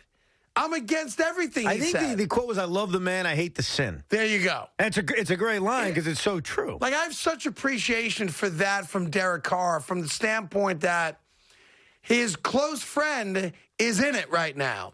And a lot of people could have just avoided it, said nothing about it, give you some cliche, dopey answer, or worse, turned his back on him. Right. And having been in, the public's eye for negative things, you do look at people like that have the opportunity to stick by you and say good things about you and support you, and hold those people very dear. So I loved what Derek Carr did. I don't know John Gruden. I've never met him, never talked to him, know nothing about his personal life other than what I can read in a piece of paper. Well, that answer Derek Carr gave is a very understandable, what seems to be honest opinion of a guy. I love the guy. Obviously, I hate what he did. Yep. And I think that Derek Carr explained that in a beautiful way because it makes a lot of sense. Like, for me, that guy was Governor Chris Christie. He was my Derek Carr when I went through my nonsense.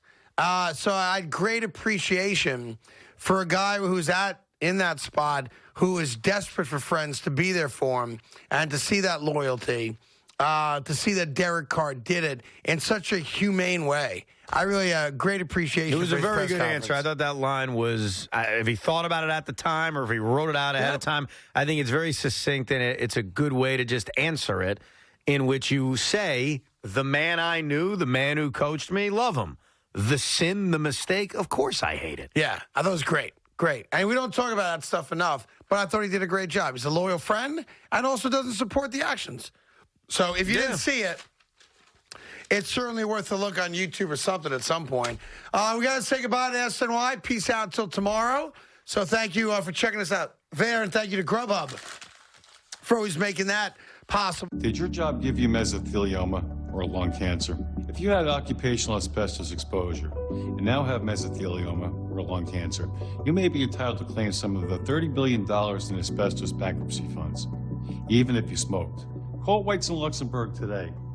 They are the New York law firm who's won the state's highest verdicts for your colleagues and neighbors in their asbestos cases. Mesothelioma or lung cancer victims, call 800-299-5600. That's 800-299-5600.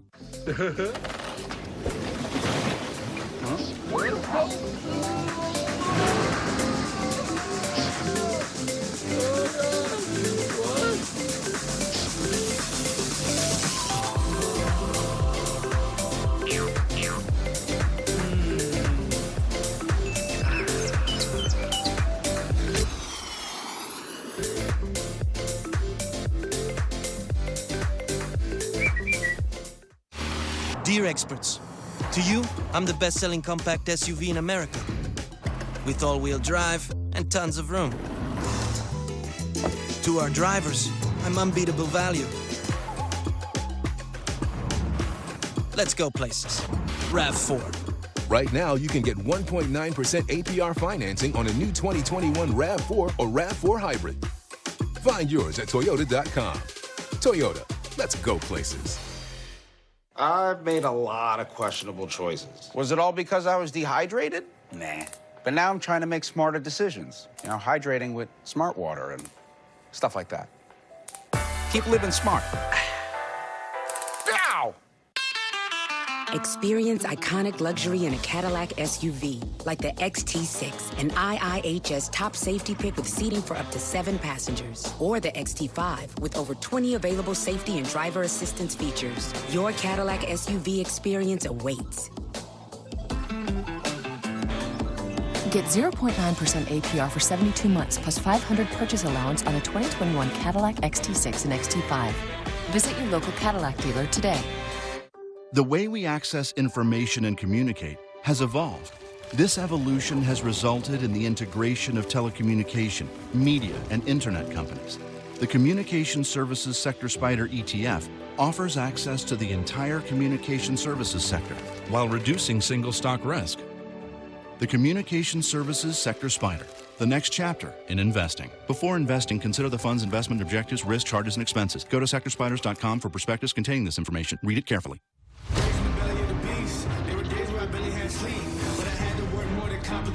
I can't live like the opposition, living everything I dreamed of, doing everything you think of. The way I work, I'm on the brink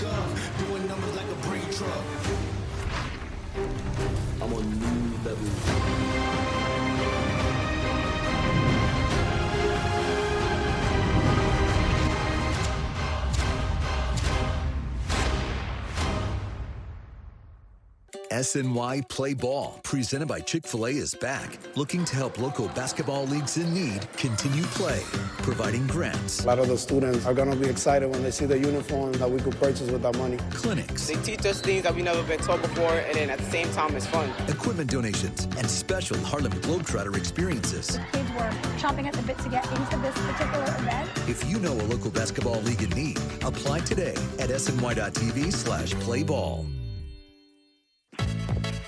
According to the Environmental Protection Agency, only 32% of recyclable material in the United States makes it into the recycling bin. But an amazing thing happens when you recycle. Things that may have only been single-use can now come back as something new. That recycled plastic can come back as shoes, backpacks, even cabinets and carpeting. You don't need to be a magician to give new life to plastic products. You just need to recycle. Learn more at recyclingfacts.com.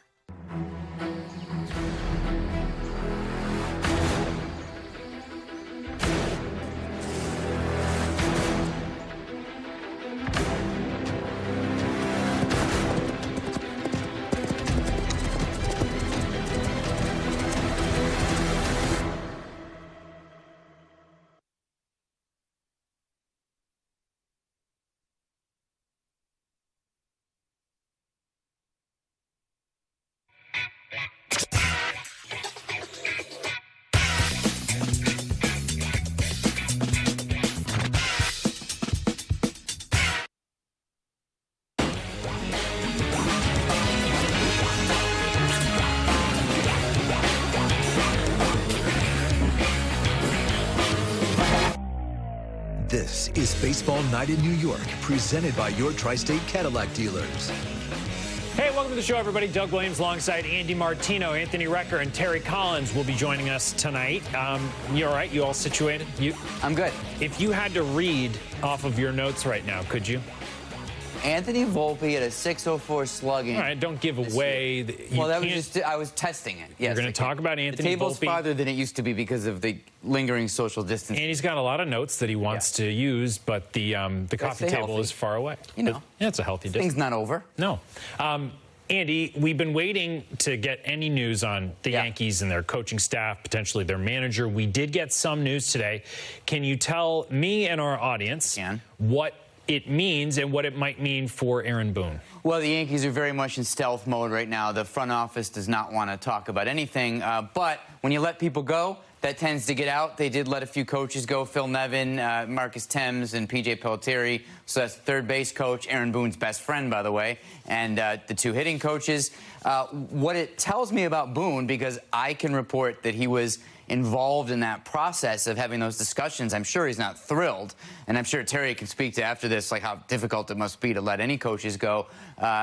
Aaron Boone was part of these meetings. He was in on this a little bit. He does not have a deal that's finalized, to my knowledge, but we're getting to the point now where decisions are being made, and Boone's still there. I do know that the Yankees like Aaron Boone still, so it appears to be lining up for him getting another deal.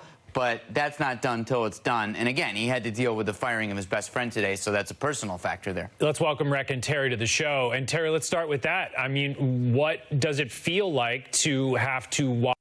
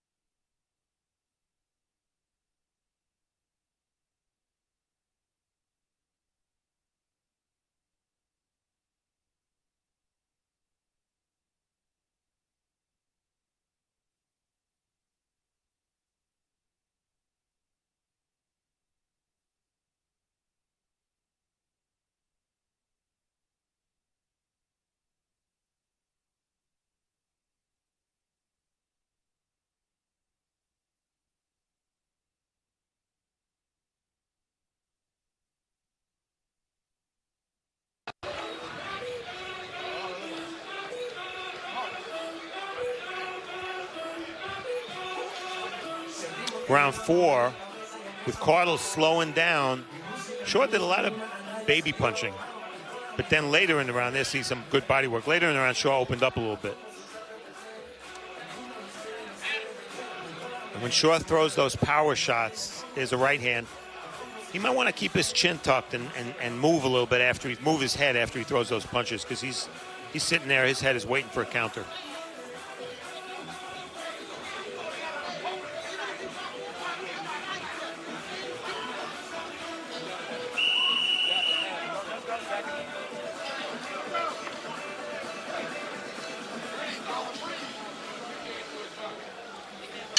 This is round 5, scheduled for 6. By the way, Stephen Shaw, after his boxing day is over, wants to be a broadcast journalist. What sport? Or any sport, should I say? Yeah. Should it be just news? Sports? Also said he's a boxing historian. Yes, he is. I quizzed him yesterday at the weigh-in. Oh, really? I quizzed him, and he did very well. So, but it's Brian Custer's job he wants. Let's not mince words here. Well, if you said boxing historian, that's Steve Farhood. That's true. That's why I'm sweating right now. But that's later. Right now, he wants to be a fighter, and he wants to be a heavyweight people talk about. He's got his work cut out for him in Joel Caudle. And, you know, from a viewer's perspective, when you see a fighter like Caudle, he's obviously a tough guy that can take punches, but you feel like a young heavyweight who's 25 years old and undefeated should blow him away. And that's not always the case. But that's what you'd like to see. And that's what would make you talk about Stephen Shaw tomorrow and the next day. Well, see, I take it to the other end of the spectrum. A guy like this, you know he's going to be tough. Here's a right hand, knocks the mouthpiece out of Caudle. And another right hand by Stephen Shaw. See, I would like to see how he do each round. Does he progress, or does he do the same habits each round? That's what I like to see when a young guy fights a much more experienced, tough guy. Things have certainly heated up since the mouthpiece has come out. Still no lull in the action. And Arthur Marcani has stopped it, and there's a cut right over the right eye of Joel Caudle. It's a nasty one. Got skin hanging out.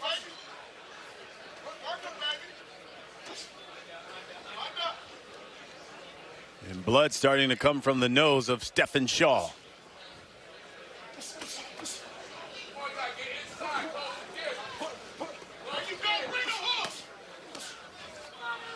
Under a minute here in round 5. Here's a left to the body.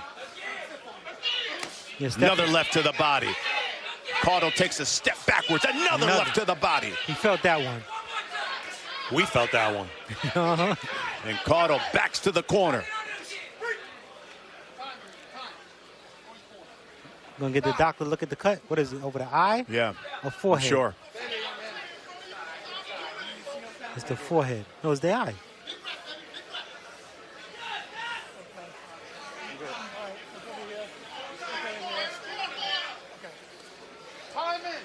Doctor says it's okay. We resume. 30 seconds left here in round 5. Yeah, I think that looked worse than it was. It looked Yes. like just a little abrasion. But there was skin hanging off, and that skin's gone now. Oh, big uppercut by Caudle. Caudle got a little life here. That's why Shaw can't go to sleep.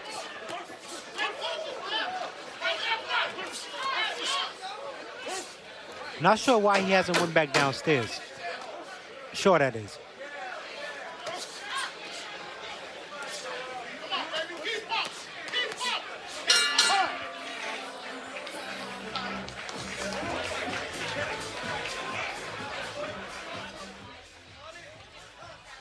Well, the last round was huge for Shaw. Landed a nice long right hand. Mouthpiece went flying. Then from there, he started digging.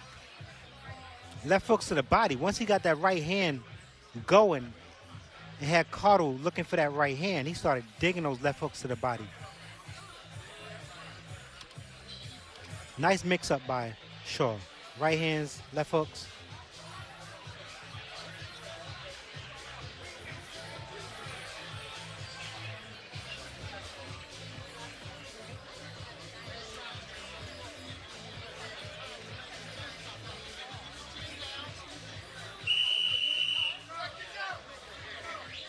Sixth and final round coming between these two heavyweights.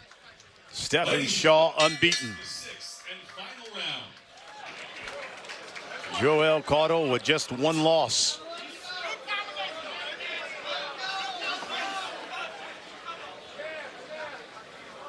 Both of these fighters, Brian, have been 6 rounds. Neither has been past 6. Here's another left to the body by Shaw.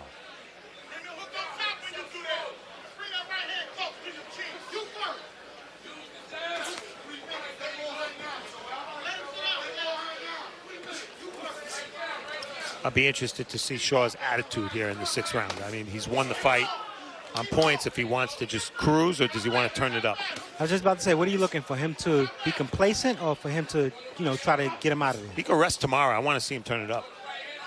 No, agreed. I totally agree with you.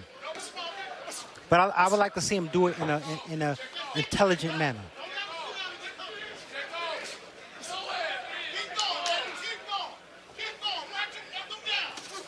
Minute gone. And now I see why Shaw right hand, he don't turn it over, because he keep it sort of twisted by his chin area. So when he let it go, it doesn't put his body into it.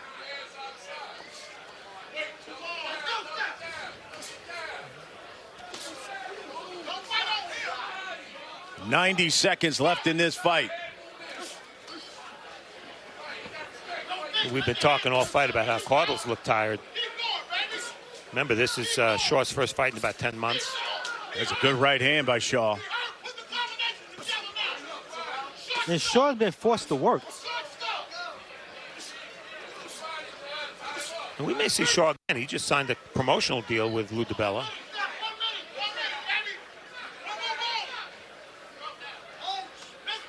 Yeah, Lou's getting into the heavyweight business. Be careful, Lou. And Lou is, get well soon. Lou has the flu, and the flu is going around right now. Here, good left to the body. Left hook by Cotto.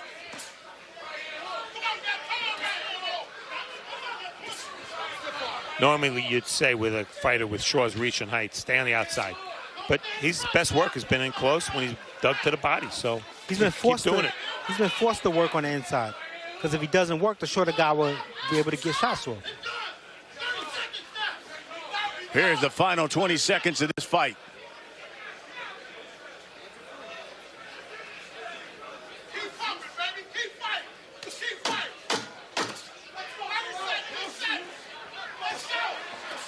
Right hand by Shaw. Both guys letting their hands go, and Shaw goes down. Yeah, that wasn't a knockdown, though. He got hurt, and his legs got stiff, but he didn't. A punch wasn't thrown when he went down. And that's the fight. Both of these guys are gassed. Understandably. When we come back, the judge's official decision. You're watching Broadway Boxing. Hi, I'm Dr. Tori Nieseling, Chief Equity Officer and First Deputy Commissioner for the New York City Health Department. Fall is here, and so is flu season. To protect against the flu, everyone 6 months and older should get a flu shot. It is particularly important for people who are at higher risk of serious complications from the flu, including adults 65 and older, pregnant people, and people with other medical conditions like asthma, diabetes, or heart disease. The flu shot does not protect you against COVID-19, and the COVID-19 vaccine doesn't protect you against the flu. So, if you haven't had your COVID-19 vaccine, you can get it at the same time as your flu shot. COVID-19 has taught us anything is that we all need to be protected. For more information or to find a flu shot location, visit nyc.gov/flu or call 311.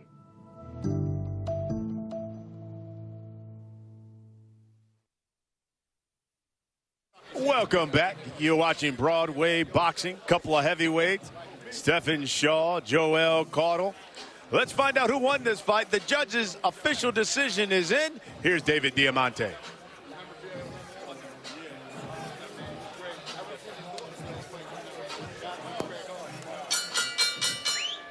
Ladies and gentlemen, after 6 rounds of action, we go to the judges' score totals. John Basili, and Carlos Ortiz Jr. both scored this bout 60-54. Robert Perez scored this bout 59-55. All three for your winner by unanimous decision. He's still undefeated, Stephen Big Shot Shaw. So Stephen Shaw now 10-0 as he defeats Joel Carton.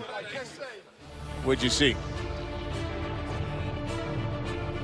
Brian, I saw a heavyweight in Stephen Shaw who's young, 25 years old, has some skills, needs some work. I think he needs to work on that right hand, straightening it out, and work on keeping his range, which was very difficult to do tonight, granted, because we were in such a small ring. Well, we got more action coming your way from BB Kings. Don't go anywhere.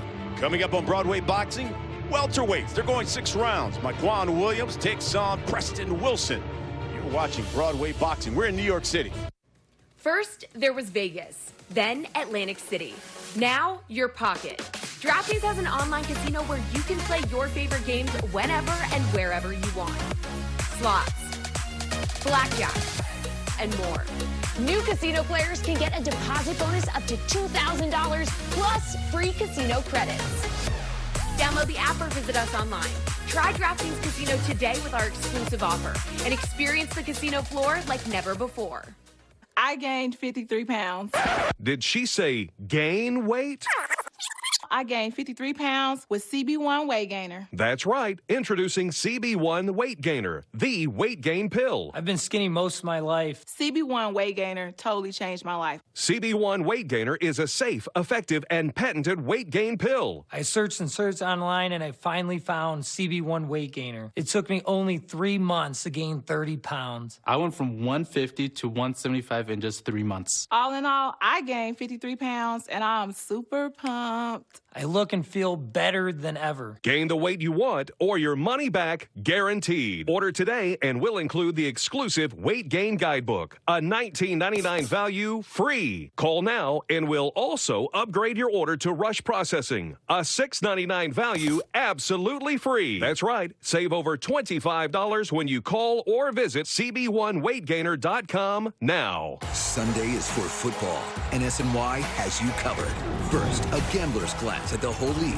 Then, a look at what New York teams can win you the big bucks. The Sweat, followed by Place Your Bets, presented by DraftKings Sportsbook. Sunday at 11, only on SNY.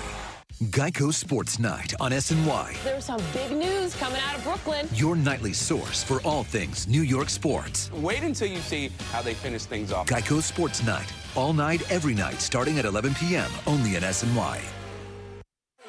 And welcome back. You're watching Broadway Boxing. We got some welterweights. It is scheduled for 6 rounds. Steve Farhood, walk us through the numbers. Well, the first thing you see, Brian, is that Maquan Williams is only 19 years old. Now, he's a little bigger weight-wise, but he's 5'6". And Preston Wilson is 5'11" with a 4-inch reach advantage. So let's see if Wilson can take advantage of that. Both fighters are in the ring. We get the official introduction from David Diamante.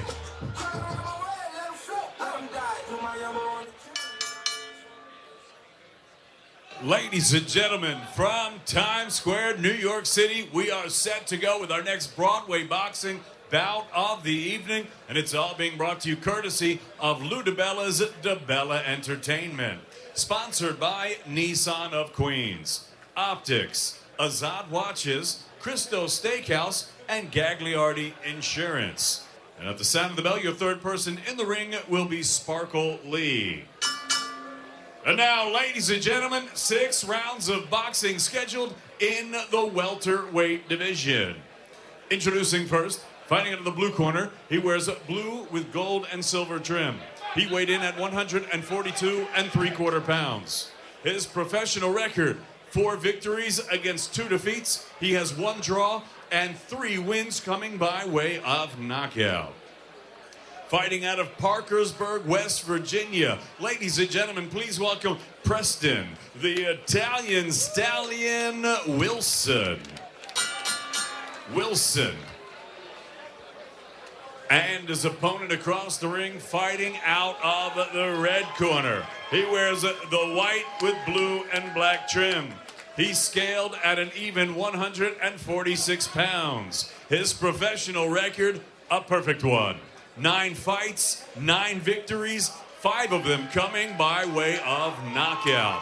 Fighting out of East Hartford, Connecticut. Ladies and gentlemen, please welcome Marvelous Mikewan Williams. Williams.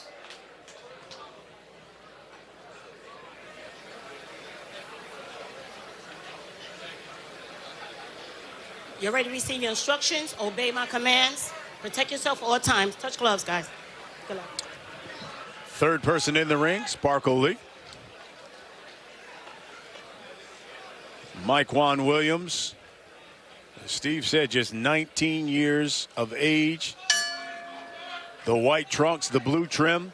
Preston Wilson, the sky blue trunks, the silver trim. This is round 1. It is scheduled for 6. And you see right away that Mikewan Williams not only has to deal with that big height and reach advantage, he's facing a lefty. Touches the body of Wilson. And Williams is a kid who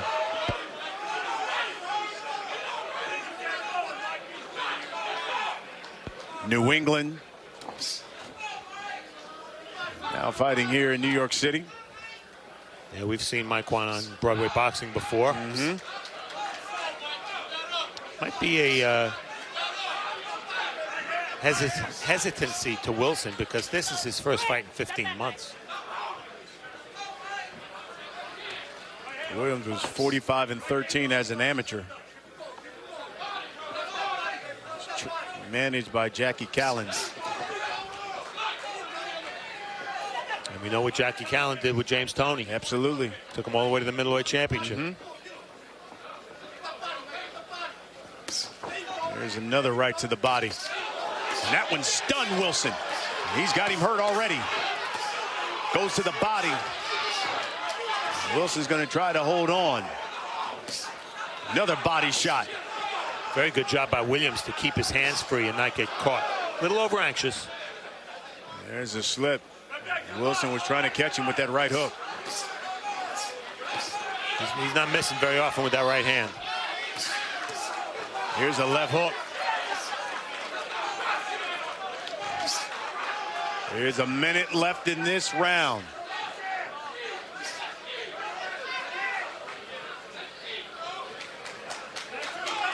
And you don't want to neglect the body. Big right hand. That one hurt Wilson. He is dazed after that right hand. Plenty of time to finish here. No need for Williams to rush. There's a good idea, though. Went to the body. Bring those hands down.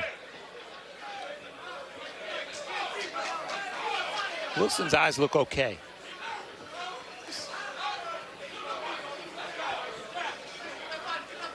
"30 seconds now.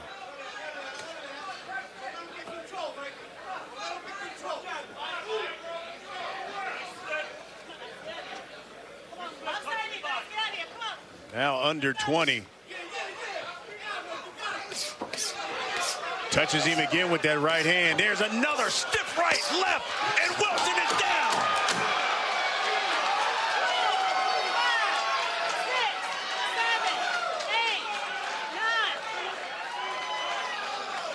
And that is it. With just seconds left in the first round, Mikewan Williams stops Preston Wilson.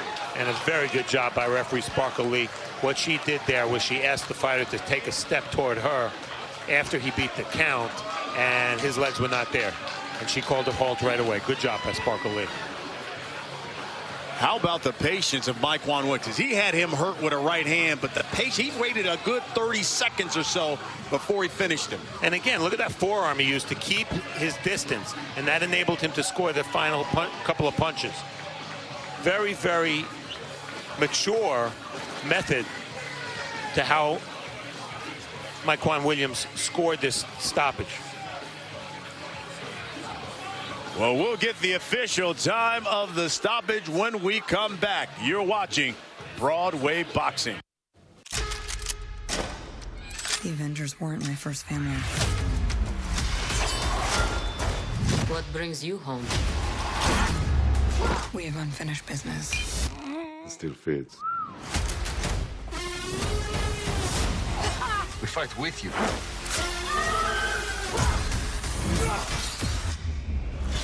Let's go.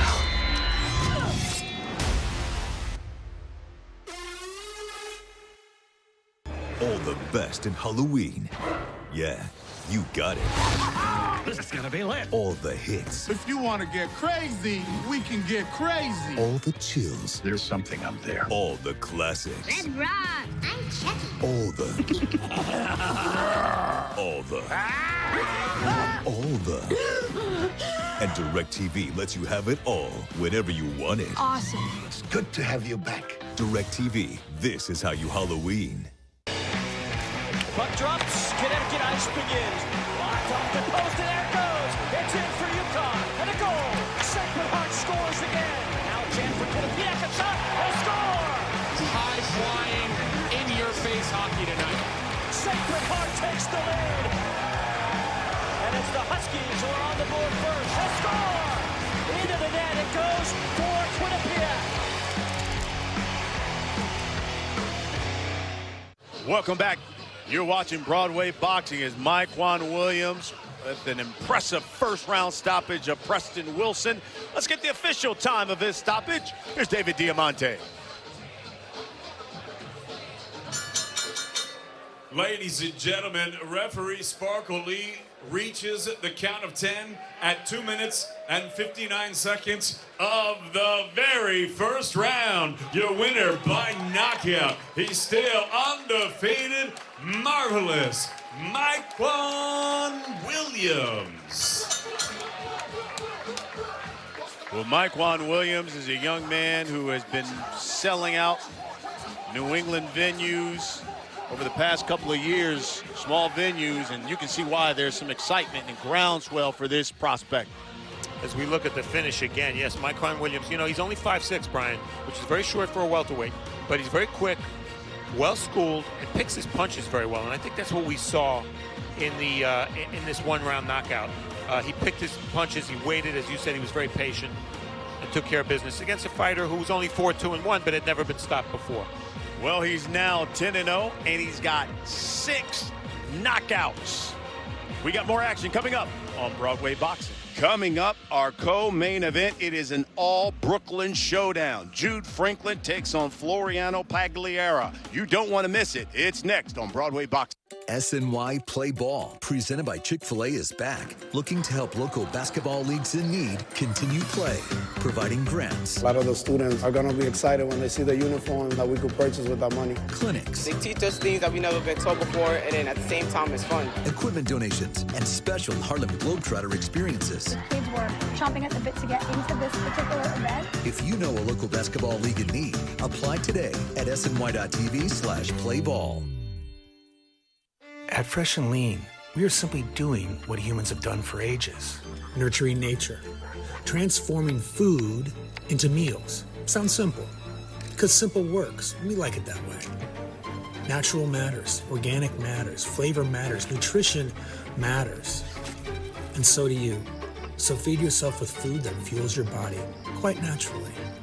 Farm to fork meals delivered to your door at freshandlean.com.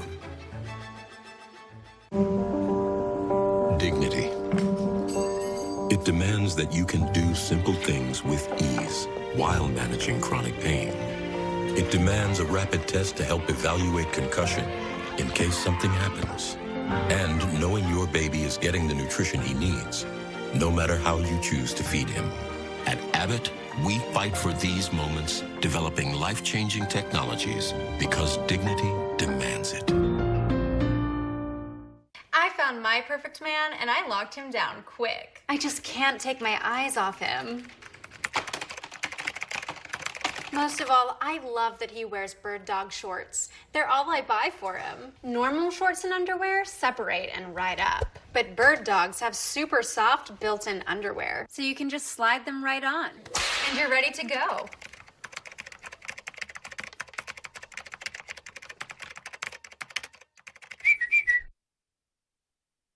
Welcome back. You're watching Broadway Boxing. Time for our co-feature, and it is an all-Brooklyn showdown. Steve Farhood, take us through the numbers. Well, we look at the tail of the tape, and what you see, it looks like a pretty even matchup numbers-wise. What the numbers don't tell us, Pagliara coming off a 3-year layoff, and he's 39 years old. Both fighters are in the ring. We get the official introduction from David Diamante. Ladies and gentlemen, from Times Square, New York City, we are set to go with our next Broadway boxing bout of the evening, and it's all being brought to you courtesy of Lou DeBella's DeBella Entertainment, sponsored by Nissan of Queens, Optics, Azad Watches, Christo Steakhouse, and Gagliardi Insurance. At the sound of the bell, your third person in the ring, Sparkle Lee. And now, ladies and gentlemen, 6 rounds of boxing scheduled in the junior lightweight division. Introducing first, fighting out of the blue corner. He wears the blue trunks. He weighed in at 129.5 pounds. His professional record, 16 victories against 7 defeats. He has 2 draws and 6 wins coming by way of knockout. Hailing from Cesena, Italy, ladies and gentlemen, he is the former IBF Junior Lightweight Mediterranean Champion. Please welcome Floriano L'Italiano Pagliara. Pagliara. And his opponent across the ring, fighting out of the red corner. He wears black and gold. He's scaled at a trim and ready 128 pounds. His professional record, a perfect one. 6 fights, 6 victories, 5 of them coming by way of knockout. Fighting out of the beautiful borough of Brooklyn, New York. Ladies and gentlemen, please welcome Jude Kings of Franklin. Franklin.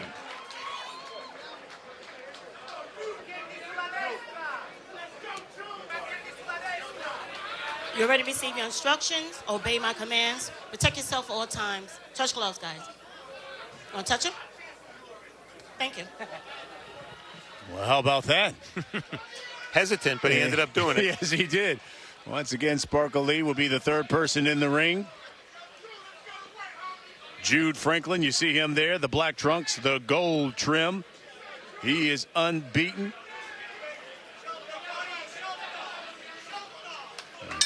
Floriano Pagliara, fighting out of Brooklyn now. The blue trunks, the white trim. This is round 1. It's scheduled for 6. First thing I'm looking for, potential ring rust here, because Pagliara had no fights in 3 years.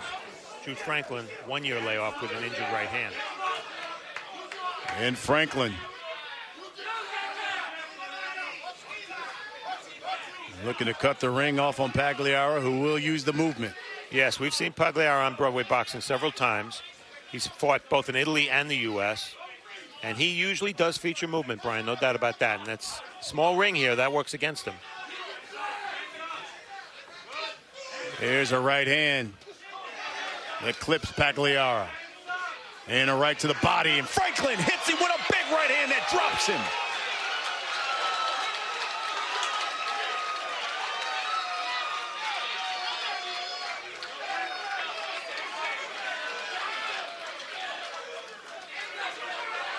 Well, we talked about ring rust, Brian. Maybe Pagliara hasn't had a chance to get into the rhythm of this fight. Going to the body is Franklin.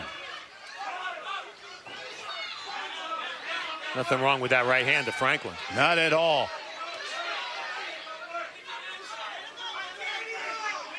We are halfway through round 1. When you've been dropped and you've been stung, there's another right hand by Franklin. A short one, too. Clipped him right on the jaw. And there's still a minute and a half to go in the round. That's a lot of time. But everything Franklin did upstairs was set up by the body shots. Really nice work downstairs.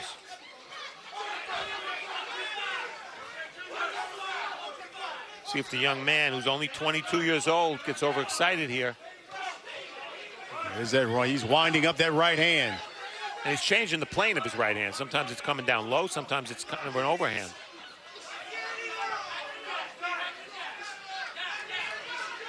.50 left here in round one. Left to the body. And the punches coming back from Pagliara seem very inconsequential.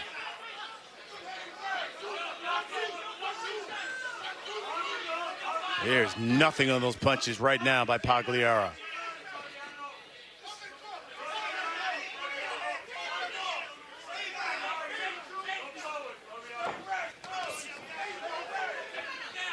.20 left here in round one. Pagliara's been down once. Franklin a little right hand happy. He'd be wise to go back down to that body. That's what brought the hands down in the first place. Another right hand. And he's going right to that body. Here's a left hook by Franklin.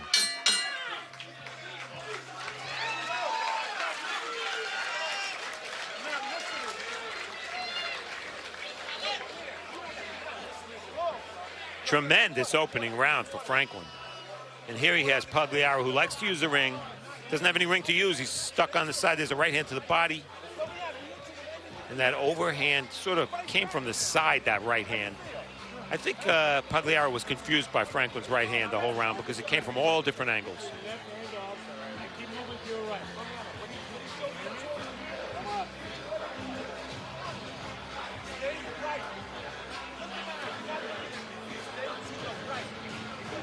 Jude Franklin, trained by Elmo Serrano out of Gleason's.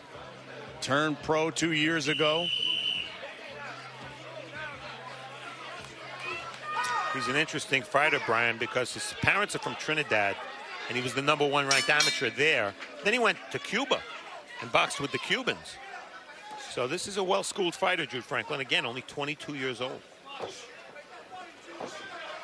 He's coming out using the jab. He's coming right to the jab to the body. Yeah, doing with his left hand exactly what he was doing with the right hand in round one. Up and down. Now both letting their hands go here in round two. Well, Pagliara's movement has not been very effective, so he might as well just trade. Might get knocked out doing it, but give himself a chance to win. And, you know, and listen, this is a fight. At some point, you got to get your respect in that ring.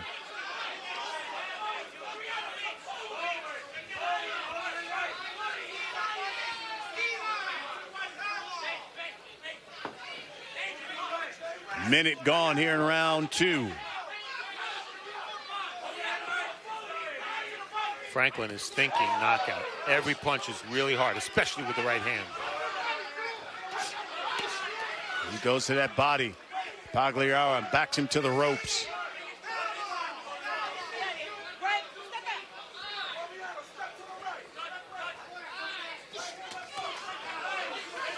Given how this fight's going for L'Italiano, Pagliara, you wonder if he's saying to himself, what the heck did I come out of retirement for? Exactly. I don't need this. Three-up right hand and drops him right through the ropes, and Sparkle Lee says that is it.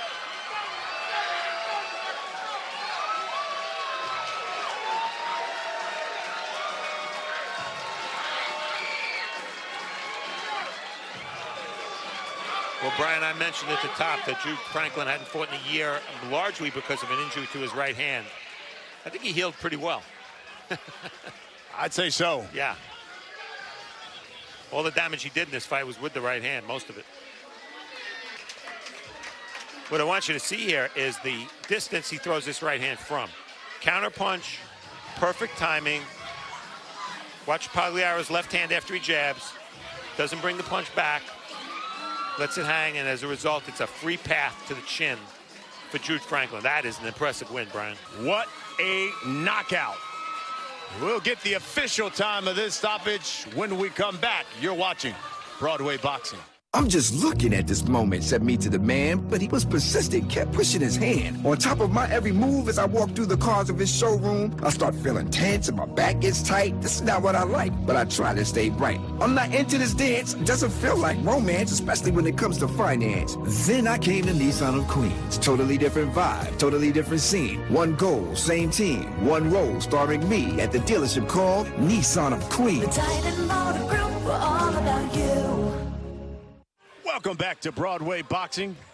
Jude Franklin with an impressive second round knockout. Let's get the official time of the stoppage. Here's David Diamante.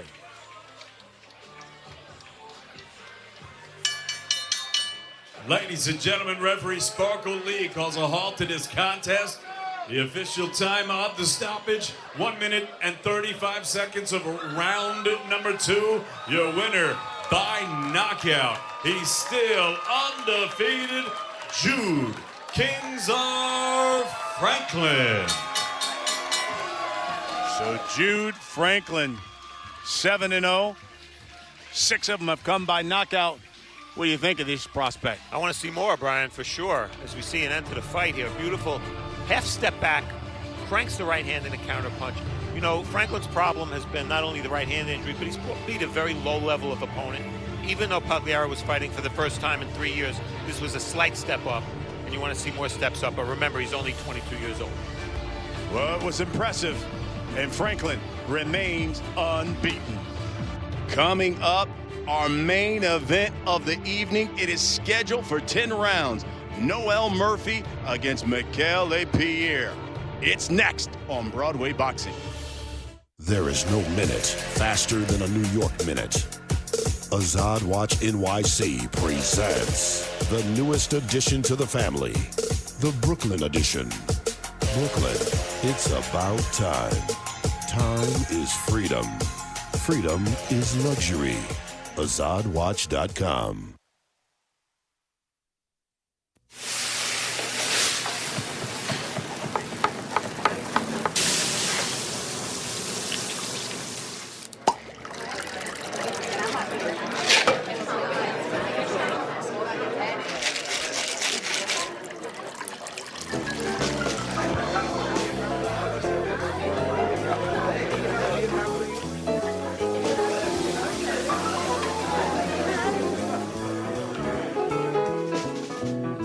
My name is Lou DiBella. I'm best known